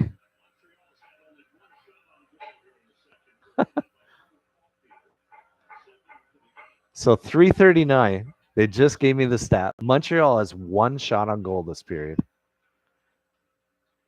It didn't feel like that. I think they've had a lot of shots deflected away from the goalie because it feels like they've had more shot attempts than that. Rangers working it in the zone. They have control. They're working it around. But Montreal gets it out. Hops over Caulfield's stick.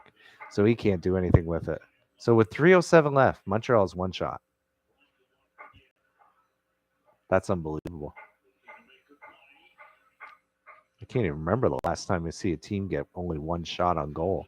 And they have 3 minutes left to change that.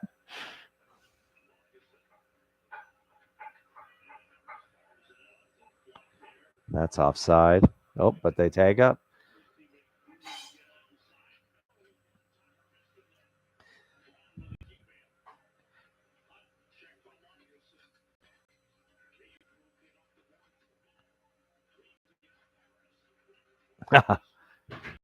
Reeves against Harris. How about that for a welcome to the NHL? Oh, horrible giveaway. But Montembeault with the save. If you're going to go up the middle of the ice, make sure. Can't. Fortunately, it was at the blue line. And it seemed like everyone was in the corner. Because when he shot it, there was like nobody in front of them. And it turned out to be easy save for Montembeault. But you cannot pass the puck up the middle like that unless you're absolutely sure. It was an easy pickoff.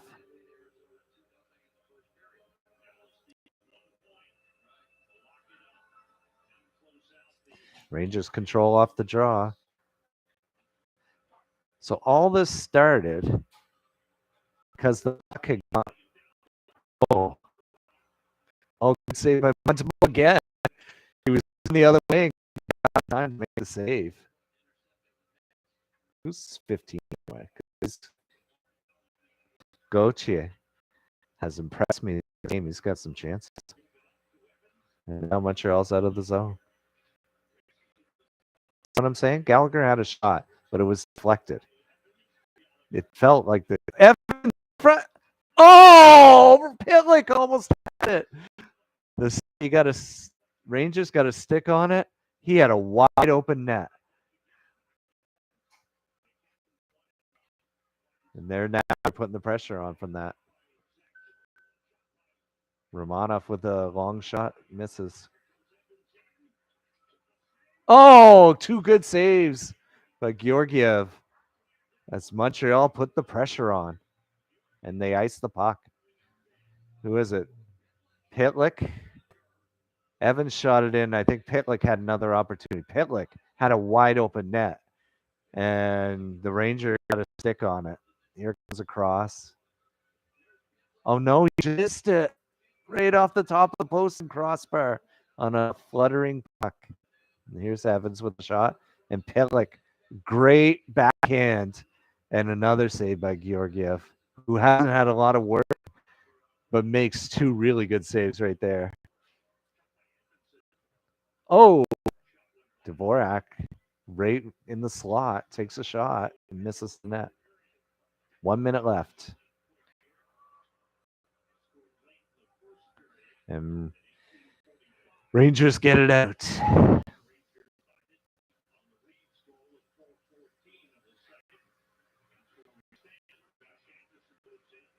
Oh, Dvorak has it now. Centers it. Edmondson keeps it in, but Rangers have control. 27 seconds left. Petrie again. Dvorak coming into the zone. They got a last chance, maybe. Petrie with it. Petrie scores! Yeah, what a shot! Petrie with the goal.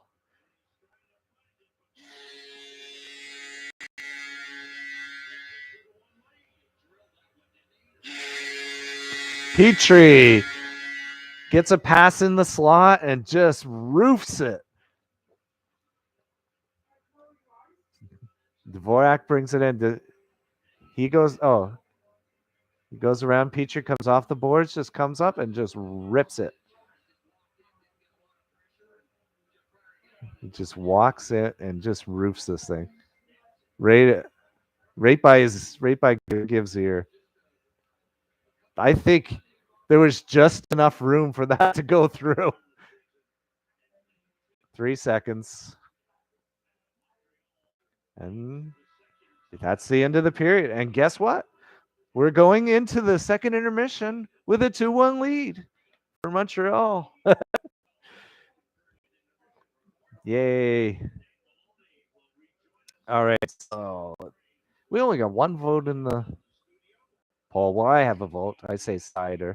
And I think the person who voted actually wasn't voting for an NHL player. So Second intermission, watch Habs hockey in Rob's crazy house. We're going to end this poll.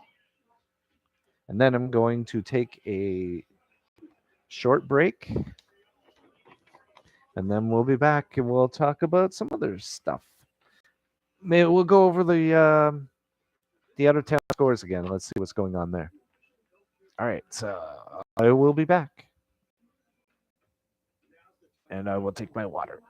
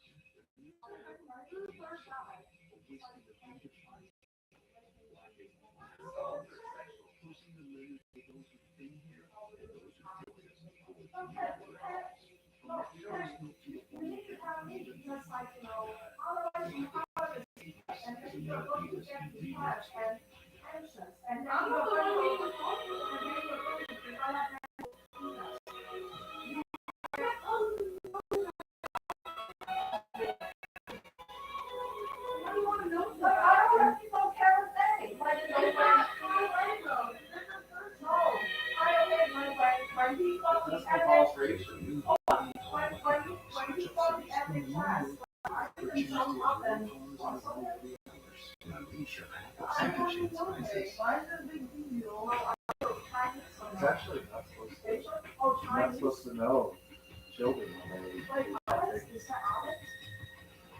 especially criminal. That's why they don't release the record. I don't even know who Alex is. What happened? Okay, so apparently, I drove up to his house yesterday. We broke up today because we got in an argument yesterday because he's so stupid. He's turning into Kyle A now. Like, what is this with all the men? I think he's like trying to. He didn't like a. Okay, so and then and then still do it anyways. And they don't have what she's talking about. I always said that he was the one person that And yesterday, so they were at his house, and they were like, we miss him, but he's with us all the time. and then like he wanted to take a ride, smile. No, it really was. I mean, obviously they like the body took me language to that the she didn't want as a to do. player, and then He beyond pinned her extended. down, covered her Chris Kyle, mouth, the first recipient. but then she of the award escaped before he could do anything and started crying. And left. Outstanding, and I can't say enough great things about, first of all, Chris Kyle, man. Oh, and his it's not character. funny. Mommy, it's not funny. Knowing him for over a decade and seeing him when he was first drafted. Oh my god. I want a piece. Well, we get can they sit at the back? No, Michael's fine. Michael's like really nice. No, and Michael's sister was the one that got assaulted by Kyle R. No. And she's moving to Oregon. No. Can you make the boys' side seat at the back seat? Yeah, Alex sits in the back and then Michael sits in the front. But Alex sits in the front and that's Like, you know. what is with that, Mom? Did your whole school do this? It's not like men in general. I hear about this from like the other grades. Or grades. You supposed to go play. Are you live streaming? Yeah. You're lying. Like, You're not. Oh my god, Rob. you have to be speaking into the mic anyway. And back. Take a while to adjust everything. Get centered. All right. My stat sheet.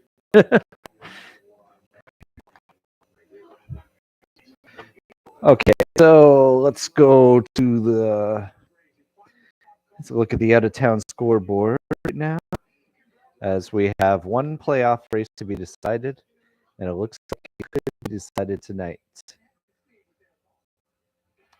We have Blackhawks are leading the Golden Knights 2-1 at the end of one. Okay, Jets are leading the Flyers 3-0, which has no implication. The Stars are leading the Coyotes 2-0 on 7 shots. Coyotes have 14 shots and no goals. And a later game at 10 o'clock is Los Angeles at Seattle. So let's see what is left to be decided. So Boston and Tampa Bay. Tampa Bay has a 3-point lead. Both have 2 games remaining. There's an outside chance, very outside chance, that Boston could get into third place. If Boston wins both games and Tampa Bay loses both games, that would do it. But if Tampa Bay gets a point, then it goes to a tiebreaker and Boston wins both games. I'd have to check to see who wins the tiebreaker. Not sure right off that. They both have 50. It's hard to tell since I don't have the regulation win rate in front of me. And then you have the other one is Washington and Pittsburgh. Pittsburgh has played 81 games. Washington does have a game in hand.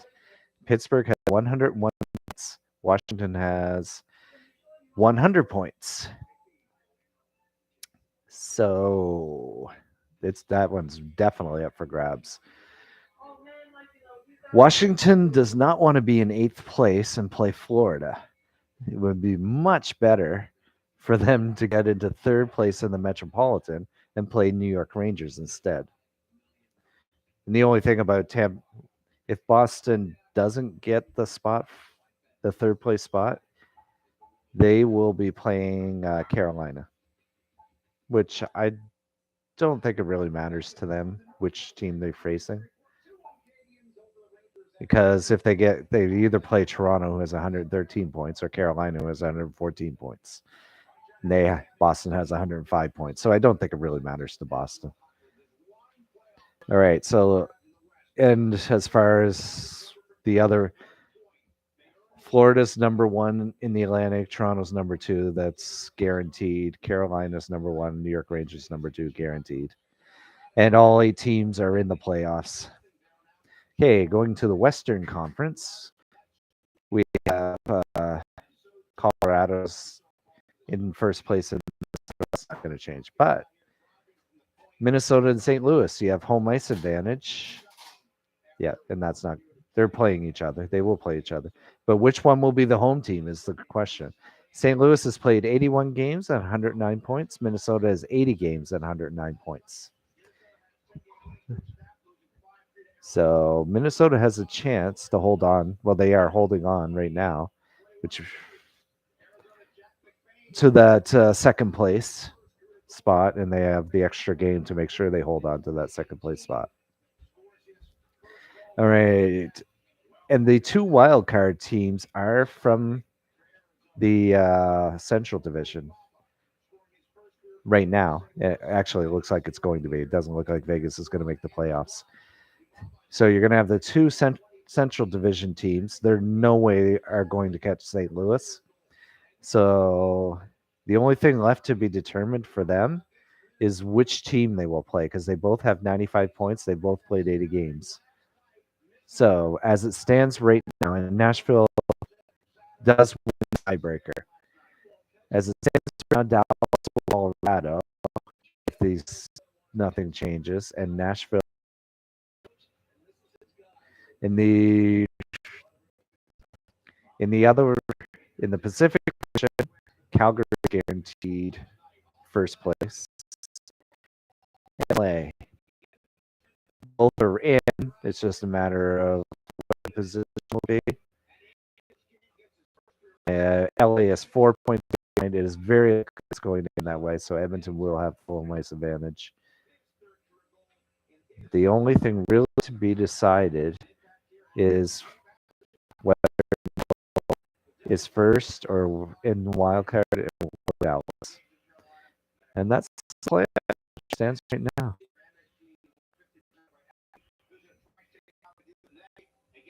Montreal, of course, is not going to make the playoffs. They are winning, and Arizona is winning. But remember that Montreal does the tiebreaker. So even if Montreal wins tonight, and it's still Montreal in last place. And so you go from Stanley Cup finalist to last place. In fact, I wanted to look, of the people playing for Montreal, how many were on that Stanley Cup final team? Hoffman, no. Suzuki, yes. Coffee, yes. Ben Pitlick, no. Evans, yes. He did play. Gallagher, yes. So that's 4. Tyler Pitlick, no. Dvorak. Anderson, yes. 5. Dauphin, no. Paling, he was with Montreal, but he wasn't playing in the Stanley Cup playoffs. So that would be a no. 5 forwards of the 12 are still 5 forwards tonight were on that Stanley Cup final run. Okay, for defense, Edmondson, yes. Petrie, yes. Romanov, yes, he did play. Savard was no, right? Yes. Savard was no. Harris, no. Wyman, no. 3 defensemen. Half your defensemen are gone. And in goaltender, I mean, the one playing did not play. So you have 5 forwards, 3 defensemen, 8 of your. Oh, you have Montembeault and Primo, right? Primo was in the farm system at the time, but he wasn't playing for that Stanley Cup team. So of your, was that 12, 18, 20 skaters playing for Montreal tonight, only 8 were on the Stanley Cup final team. How is that even possible? 12 players you don't have 12 of your players that played on the Stanley Cup final team the next year at the end of the year in a game. Ask Tampa Bay how many of their players from their Stanley Cup final team last year are still playing this year. And then you begin to realize what the problem is. You cannot have 12 of your players go. You had a team that made the Stanley Cup finals. You cannot have 12 of those players gone. Whether, I mean, some of them are injured, I'll give you that. But a lot of them were traded. Sherratt, Toffoli, Lehkonen. Those are 3 that come off right at the top of the head that you traded away. Lost to free agency, Danault, Kakanyemi. There's 5 players right there. Injured, almost season-ending injuries. Yeah, season-ending, pretty much. Shea Weber, Carey Price. So that's 7 right there. You knew about Shea Weber already. And I think that's probably why you went out and got somebody like Savard. So, but I mean, and then people like Paul Byron, who's injured right now. Armia is injured. So, I mean, some of them are injuries, but I mean, a lot of them just got rid of. You do have Montreal, who is, I got to look this up. How many man games has Montreal lost to injury?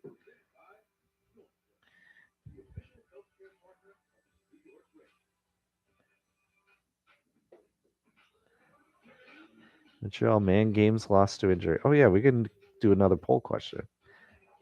Lost to injury.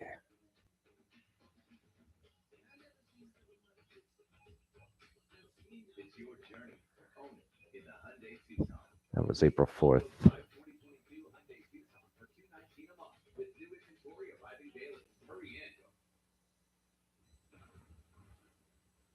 Oh, that's April 16th.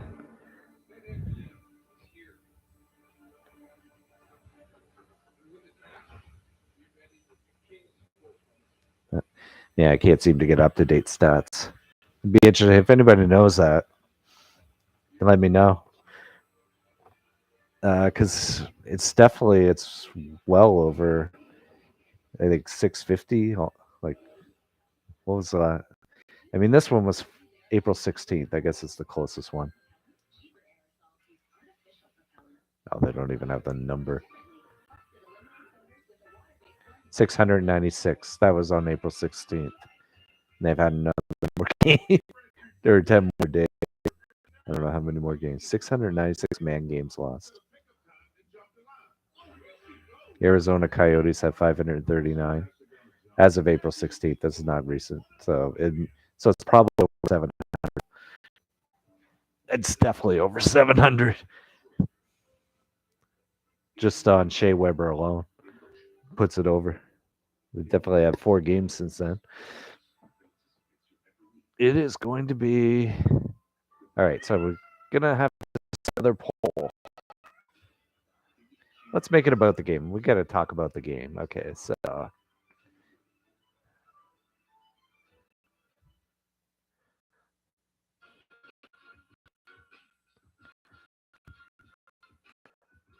Scores next for Montreal.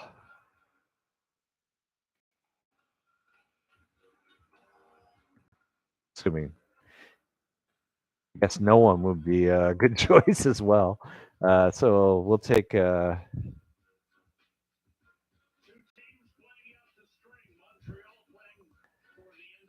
who do I think has looked dangerous? So I'm going to put Pitlick has looked dangerous. Caulfield's been dancing around too. Always a threat to score. Who else has impressed me?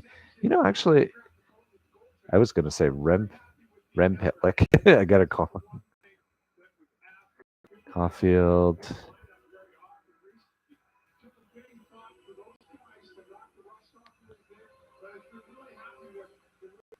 Trying to think of a third option. Let me look at who's looked good, who's had some chances. I'll put Gallagher.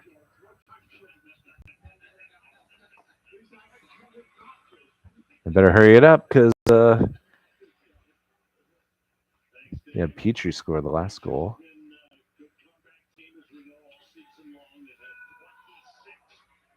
I'm going to say Evans has had the puck. I'm going to say Evans. And then, of course, someone else or no one.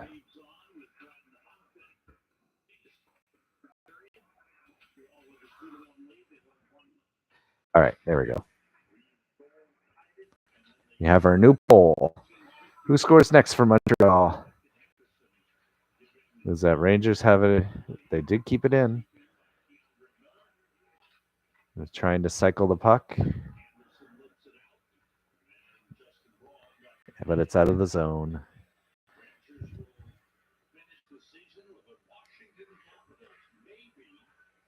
Gotta get my goal horn back.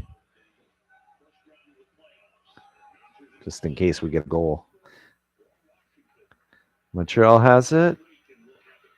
Tried to pass it to Caulfield. I think Suzuki was the better. Oh! Montembeault! Don't do that. That's the second time he's like just stuck his stick out as a way to stop the puck. Leave it. It could bounce off your stick and go in the net. I mean, you saw that happen with Calgary. Oh, Good stick by Rangers. It was a 3-on-2. Romanov puts it off the Rangers stick. Nothing happens. But that was icing. Oh, Montembeau.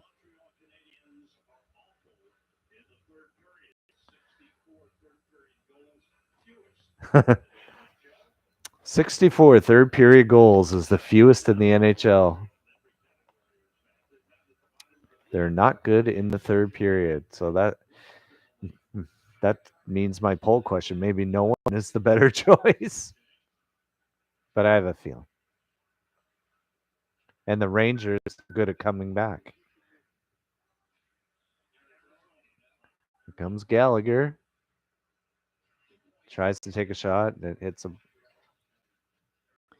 hits the foot of number 12. Nemeth.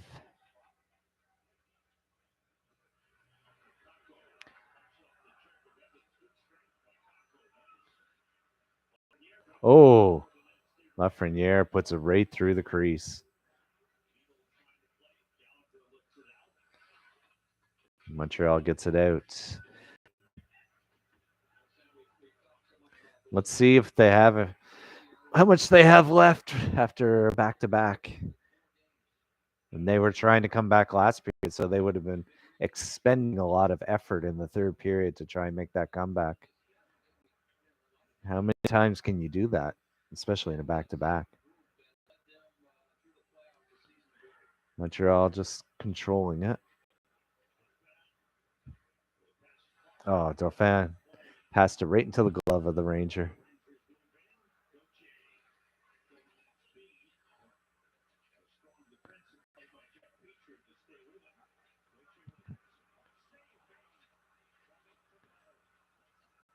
Shot, save.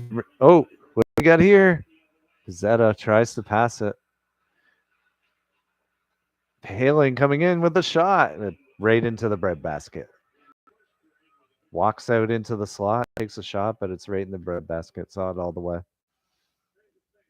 Georgiev did. We're still 2-1, 16-15 left. Montreal's actually leading a game. They're not chasing it for the first time in a while. I like to say 9 games. I'm not sure it has been 9 games, but it's been a while. They lost all 9 games in regulation, by the way.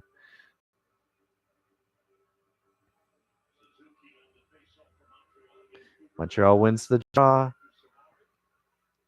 Suzuki. Oh, one too many passes, I think, there. Caulfield.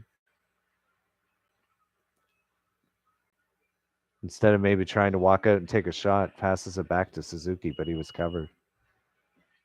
Oh, that was a dangerous pass, and they're going to get a mini break. Scores. Beat him high glove. Who's that?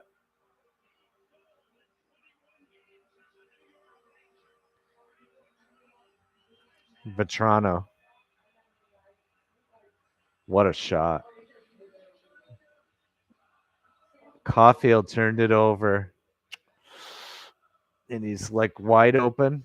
Oh, perfect shot. Right into the little crick between the post and crossbar. Right in that little corner. Vetrano.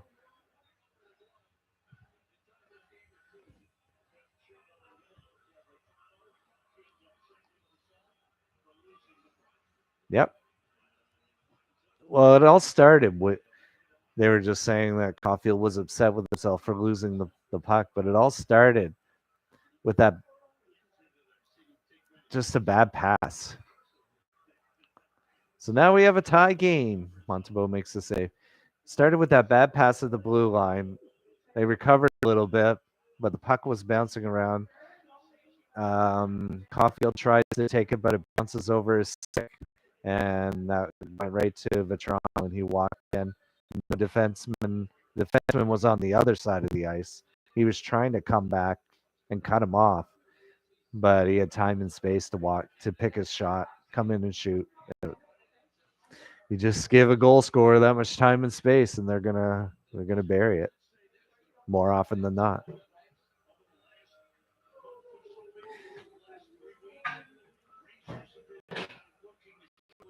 They're doing repairs on the ice.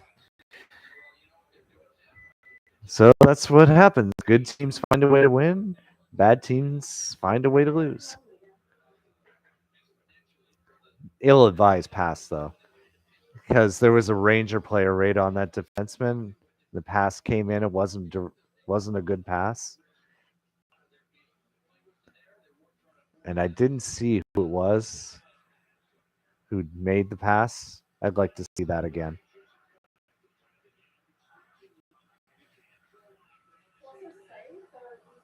Well, Rangers in the zone again. Take a shot. They still have control.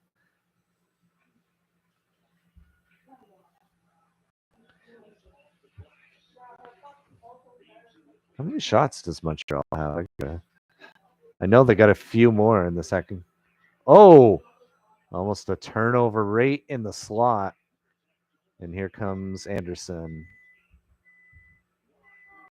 Oh, Anderson was diving, trying to make contact. Good shot from the point. Petrie again. Anderson again. Edmondson passes it, but out of the zone. Here we go. Evans fresh off the bench. I don't think Rangers have a chance to change. Takes a shot from out high, but lots of traffic. Evans did.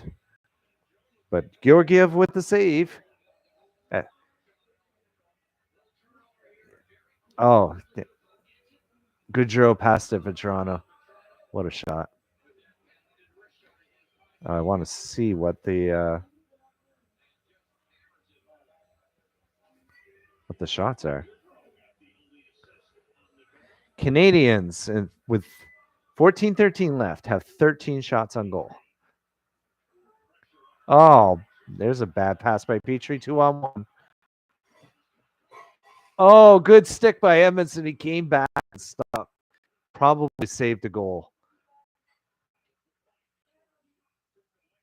Edmondson, another deflection. Yeah, he doesn't get that puck. I don't know who it was in the slot, but he was going to get a one hell Kako probably.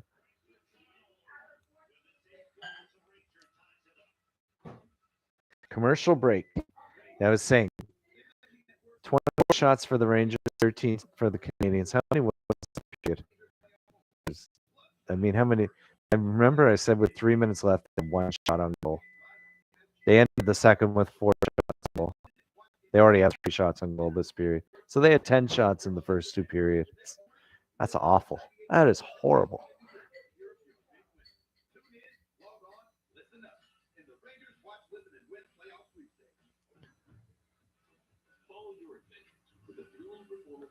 As I said, though, the second period, they have 4 shots, right?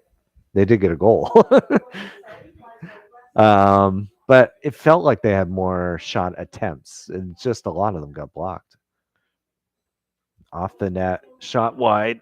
I'm going to grab a... I can feel that I'm getting dry again.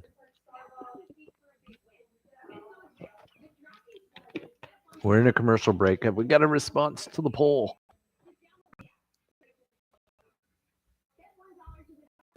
No, not yet. All right, we'll keep an eye on the scoreboard. See if there's any changes going on there. So the Blackhawks still lead the Golden Knights 3-2. It'll be all for naught because the Stars are leading 3-0 against the Coyotes. That's it doesn't matter if Knights win. Still lose the power 3-0. And we're back.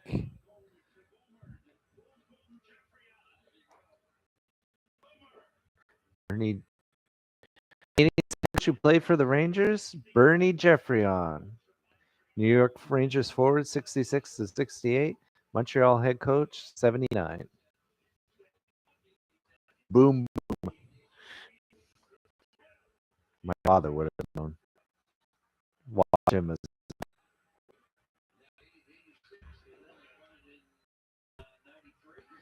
Montreal back in the zone. Ooh, excuse me. Excuse me. Guess that's what happened to Romano. Put the shot, tried to get tipped on the way in, but not quite. Rangers with control. 13:26 remaining. We have a tie game. 2-2. We've had some mistakes. The most recent one. Oh, there's a good pickoff. Dauphin. They're circling around. Pizzetta with a. Ooh! Oh! Paling. 2 attempts to put it in. He picks it off, walks right in.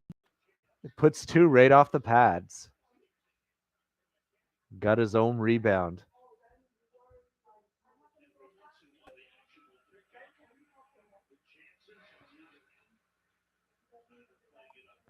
Rangers easily break out of the zone, but just dump it in. Look like they're going for a change.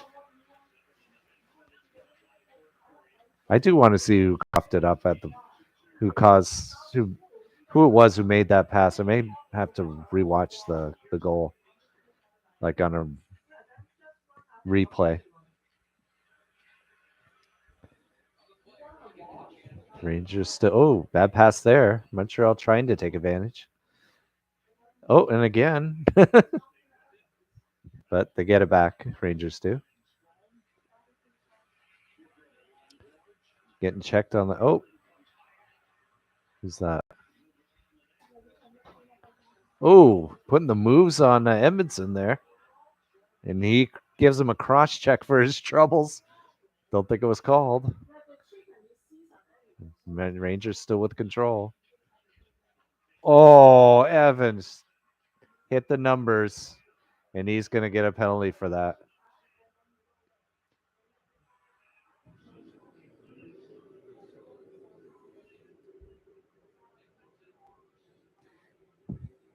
Suzuki going after, who's that, Goodrow? Who's 16? Strome. Thought he took a dive to try and get a penalty.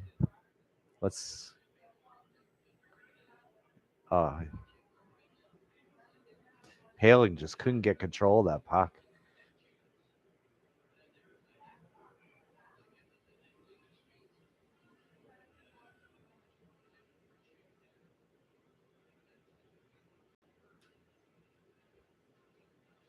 I don't think Strome did anything.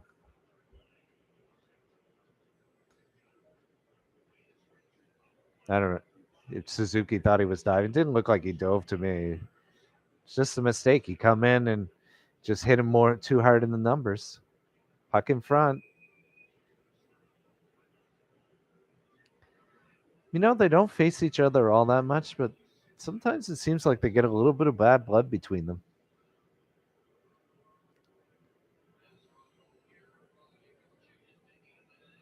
Oh, good save, Montembeault again.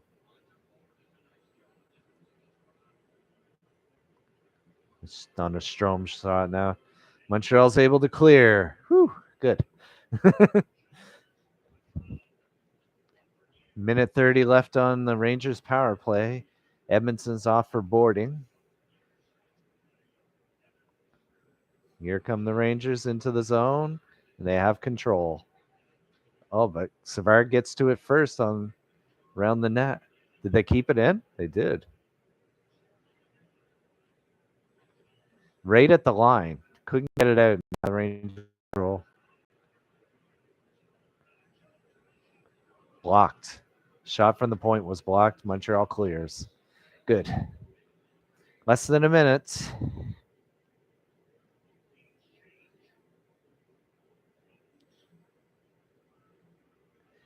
Rangers coming in, trying to use their speed.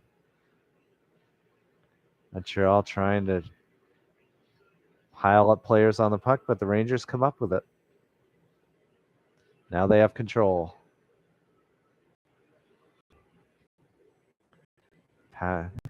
Working around the horn. Oh, the down low to the bumper position. Dang. They just couldn't find the back of the net. That was close.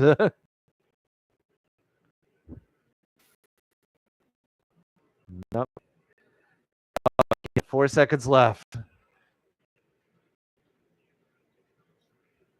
And the penalty's over. Montreal kills it off. It's good.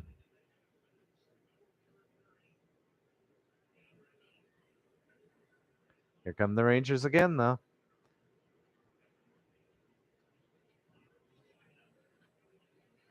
Oh, who's that in front? Came right to him. Couldn't beat Montembeau, though. Montembeau's had a strong game.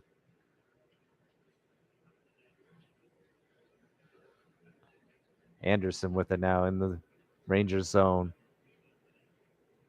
Works it down low. But it goes all the way around. Suzuki with it, but gave it up. Oh, that's not Suzuki. That's Pitlick. I thought it said 1-4, not 2-4. Montreal has control. We have 8:37 left.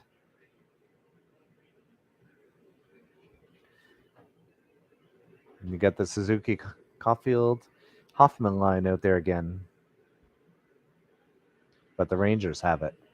Take a shot, blocked. Oh, here comes Montreal back. But it's 2-on-2. 2-on-3, actually. It seems like a lot of plays like that where it goes off a skate, like this one. Suzuki and Hoffman come together, and Suzuki's skate hits the puck that Hoffman's carrying and knocks it off his stick. Here comes Suzuki again. Yes, I wasn't sure that went in. Hoffman scored. Delayed action. And Montreal leads 3-2.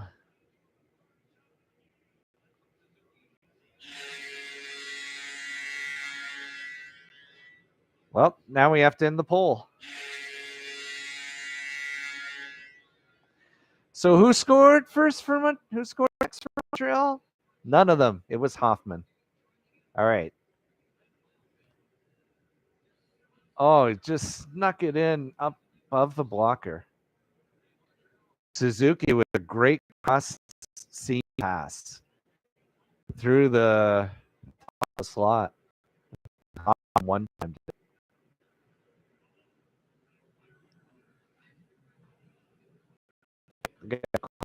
Another poll. We'll just do a quick easy. Whoa! Montreal with another Pitlick on it.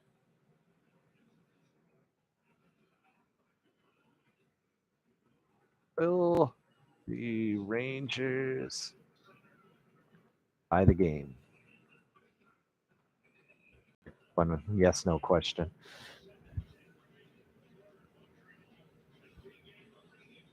Will the Rangers tie the game? It's now 3-2 Montreal.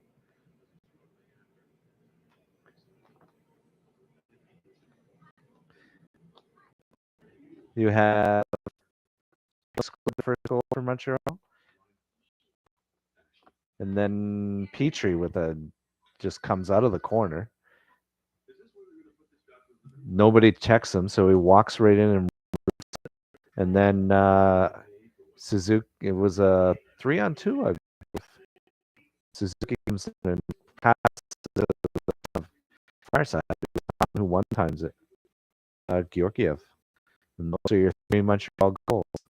The Montreal was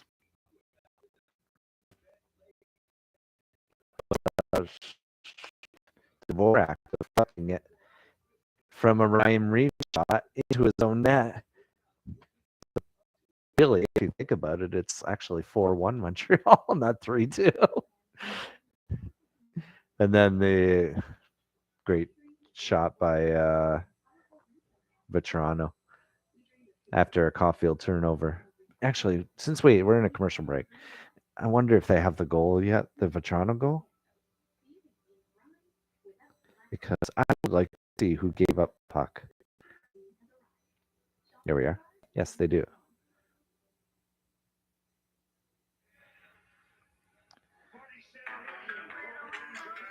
Don't mind the music. You have to watch an ad on the NHL app first before you can. I can turn it down. Get some music going. The whole ad. Seriously, all I want to do is the goal. I don't want to see the goal. I want to see if they the pass. Which defensive pair it was. It was Hoffman who made that pass. In his defense, it was deflected slightly. He had a range player right on him. It was slightly deflected off his stick, and it was hard for the defense to handle. Montreal coming back into the zone. Have the fourth line out there. And Pizzetta.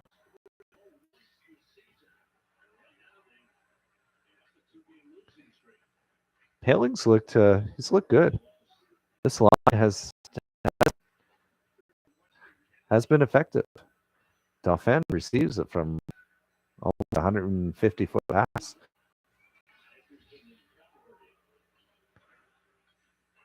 Montreal trying to keep control, but they give it up at the center line.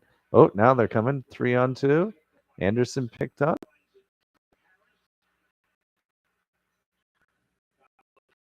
They still control the zone. It quickly became nothing. Harris just dumps it in. Now Rangers have it. 5 minutes. There's almost 6 minutes to go. 5:50. Montreal still forechecking. I think they were the ones. This may be the back-to-back thing. Oh, that was Harris. Dvorak tried to take the shot first, fanned on it. Rangers take an interference penalty on the play. I have to admit, I didn't see that.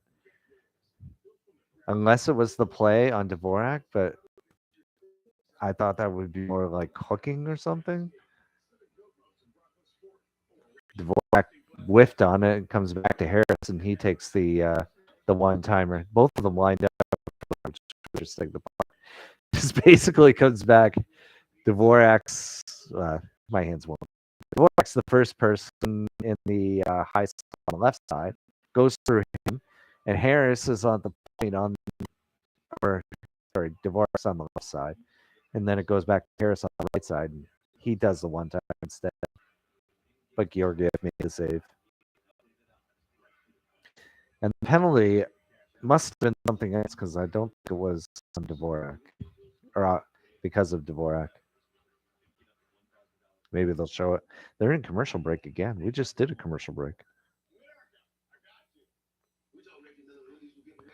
Wasn't. Oh, yeah, I was watching the. Oh, the reason I stopped it. I don't need it anymore, actually. Can we get rid of this? Thank you. There we go. Well, since we got a break, let's quickly take a look at what's going on.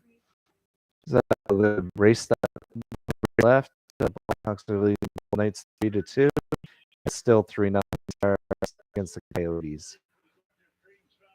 That race looks like it's going to be over tonight in the most dramatic fashion possible. With both Vegas losing and, I mean, it's not over yet for Vegas in their game because it's only 2, but the other game Dallas 3-0. So that's pretty much the race is over. Will the Rangers tie the game? I like that. Montreal power play right now. got the points. Is that Caulfield sitting around there? Hoffman on the other side? No, Caulfield's in the top slot. Then who was that on the right side or left side?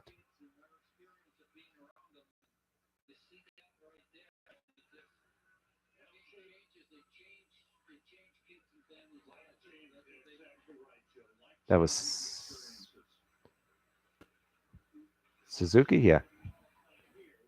Oh, Caulfield missed it. Oh, who? Hoffman? No, Hoffman's up there. That was Dvorak. Okay, now I got them all. Montreal still with control in the zone after having to chase it once. Oh, put it down low. But Suzuki missed it, and it's off. I don't know how many. Yeah, I was just about to say, I don't know how many shorthanded goals we have. And it was really 2-on-2. They passed Strom, was in the it, and have a tie game. Pin the ball, come up with another one. All right, so next poll. Will it go to overtime?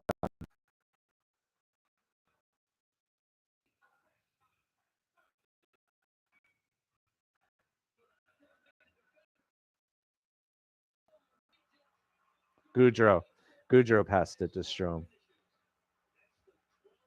Goudreau intercepted it, and it really looked like nothing. Montreal had the players back, and they weren't hard enough on the Rangers players, Strom in particular.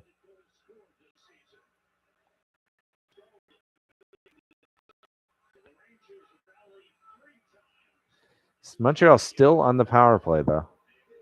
Montreal's allowed quite a few shorthanded goals in the last little while. One of the reasons, maybe, that they have 5 seconds left. Anderson strong on the puck. But the pass misses Harris.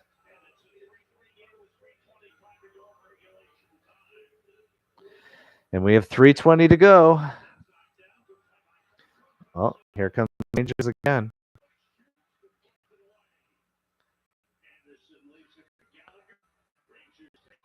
Oh, man. I mean, who played last night? Who played last night? Why you like you're so tired there?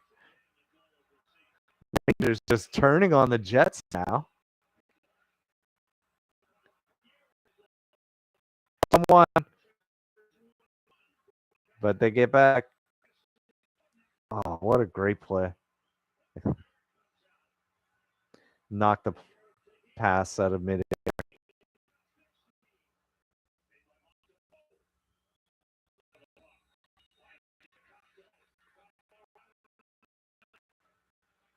These Rangers are just dancing now.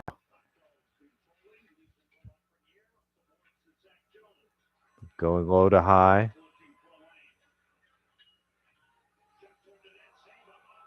Another good by Montreal through shot.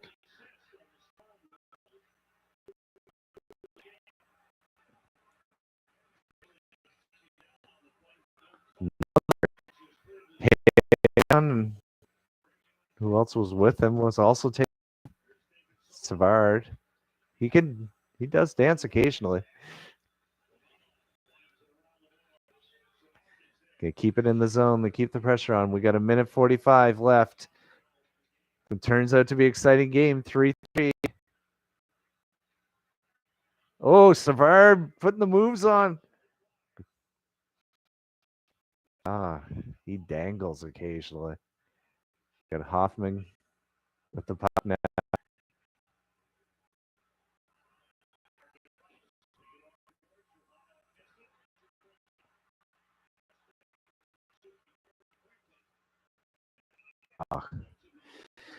Woo! Hitting game. 1:14 left in regulation.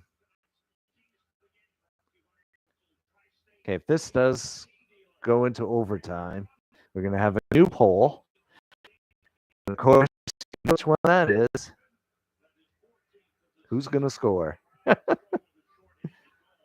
But we're not there yet.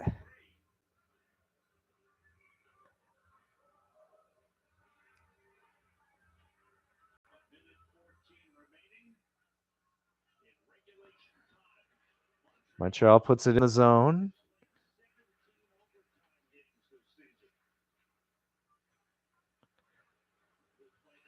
Anderson's stick gave out on him.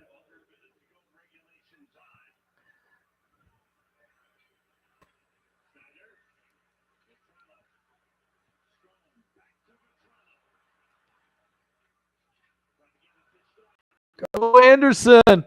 Anderson tried to put the power on. Couldn't do it.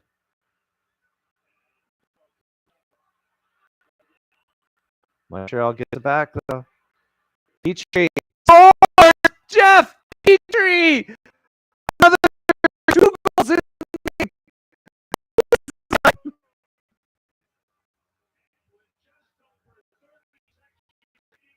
30, what is it? 30.7 seconds remaining. Petrie!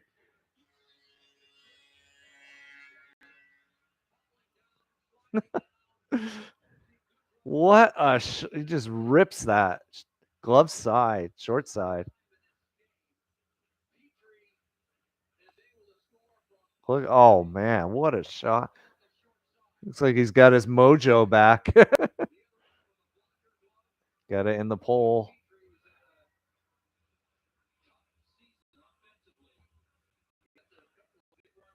I don't think we have time for another pole. Unless oh, Suzuki strips the puck. It's Evans, Suzuki, and Caulfield? Pitlick. They must be in the middle of a change? Or is this Suzuki just tripped over nothing? Icing. Oh, icing with 5.3.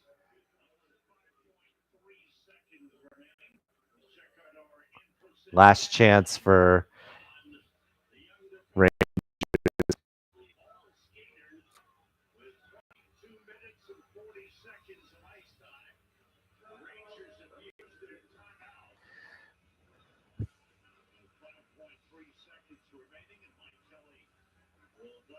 And we get a timeout.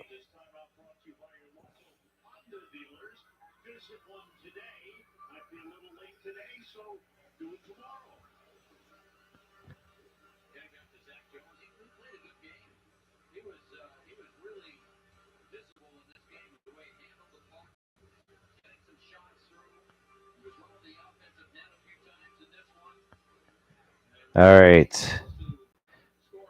Obviously, situation. Probably drawing up a play.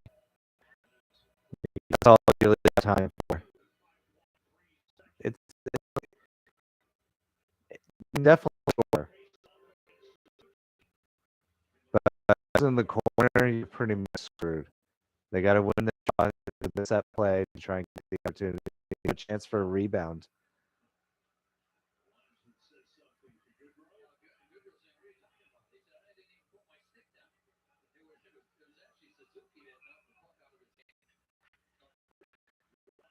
They win the job. They take a shot. That's it. It's over. Montreal ends their 9 streak. Dramatic fashion with a Jeff Petrie goal. 30 seconds. Wow. His second of the game. He hasn't looked like that all season. I hope that comes back next year. I want to see him play like that, assuming he's going. But what great. Hey, we got a win on the stream. Yeah. And that deserves another goal horn for the end of the game. Habs win. Habs win. All right, first stream win. So if Arizona loses their game, they will be tied again, but still Montreal will be in last place, and it will be decided on. Well, actually, does Arizona play on Friday night? So Montreal plays Friday night against Florida. Florida. And when does Arizona play again? They must play Friday because they just did a back to back. Yes, they. Well, Arizona's playing at home. They're playing against Nashville. Montreal is also playing at home against Florida. Florida is the better team. Both teams lose, which is a distinct possibility. Montreal will still be in last place.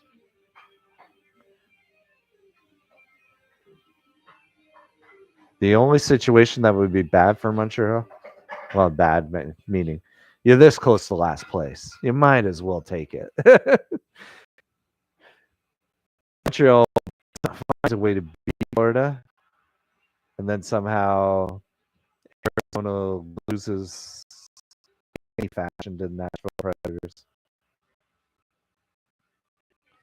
This is also assuming that Arizona doesn't come back, because if they win that game, which doesn't look likely, but if they do win that game, then it's over. Right now, it's still 3-0 Dallas. Golden Knights tie their game, so they're in the second intermission. If they win twice and loses twice in regulation, they make it in. I was explaining to my daughter there is only one path for them to make it into the playoffs, but it doesn't look good right now. Anyway, so Habs win. You're watching Watch Habs Hockey in Rob's Crazy House. That will do it for tonight. We will see you back here for the final game on Friday. Adios.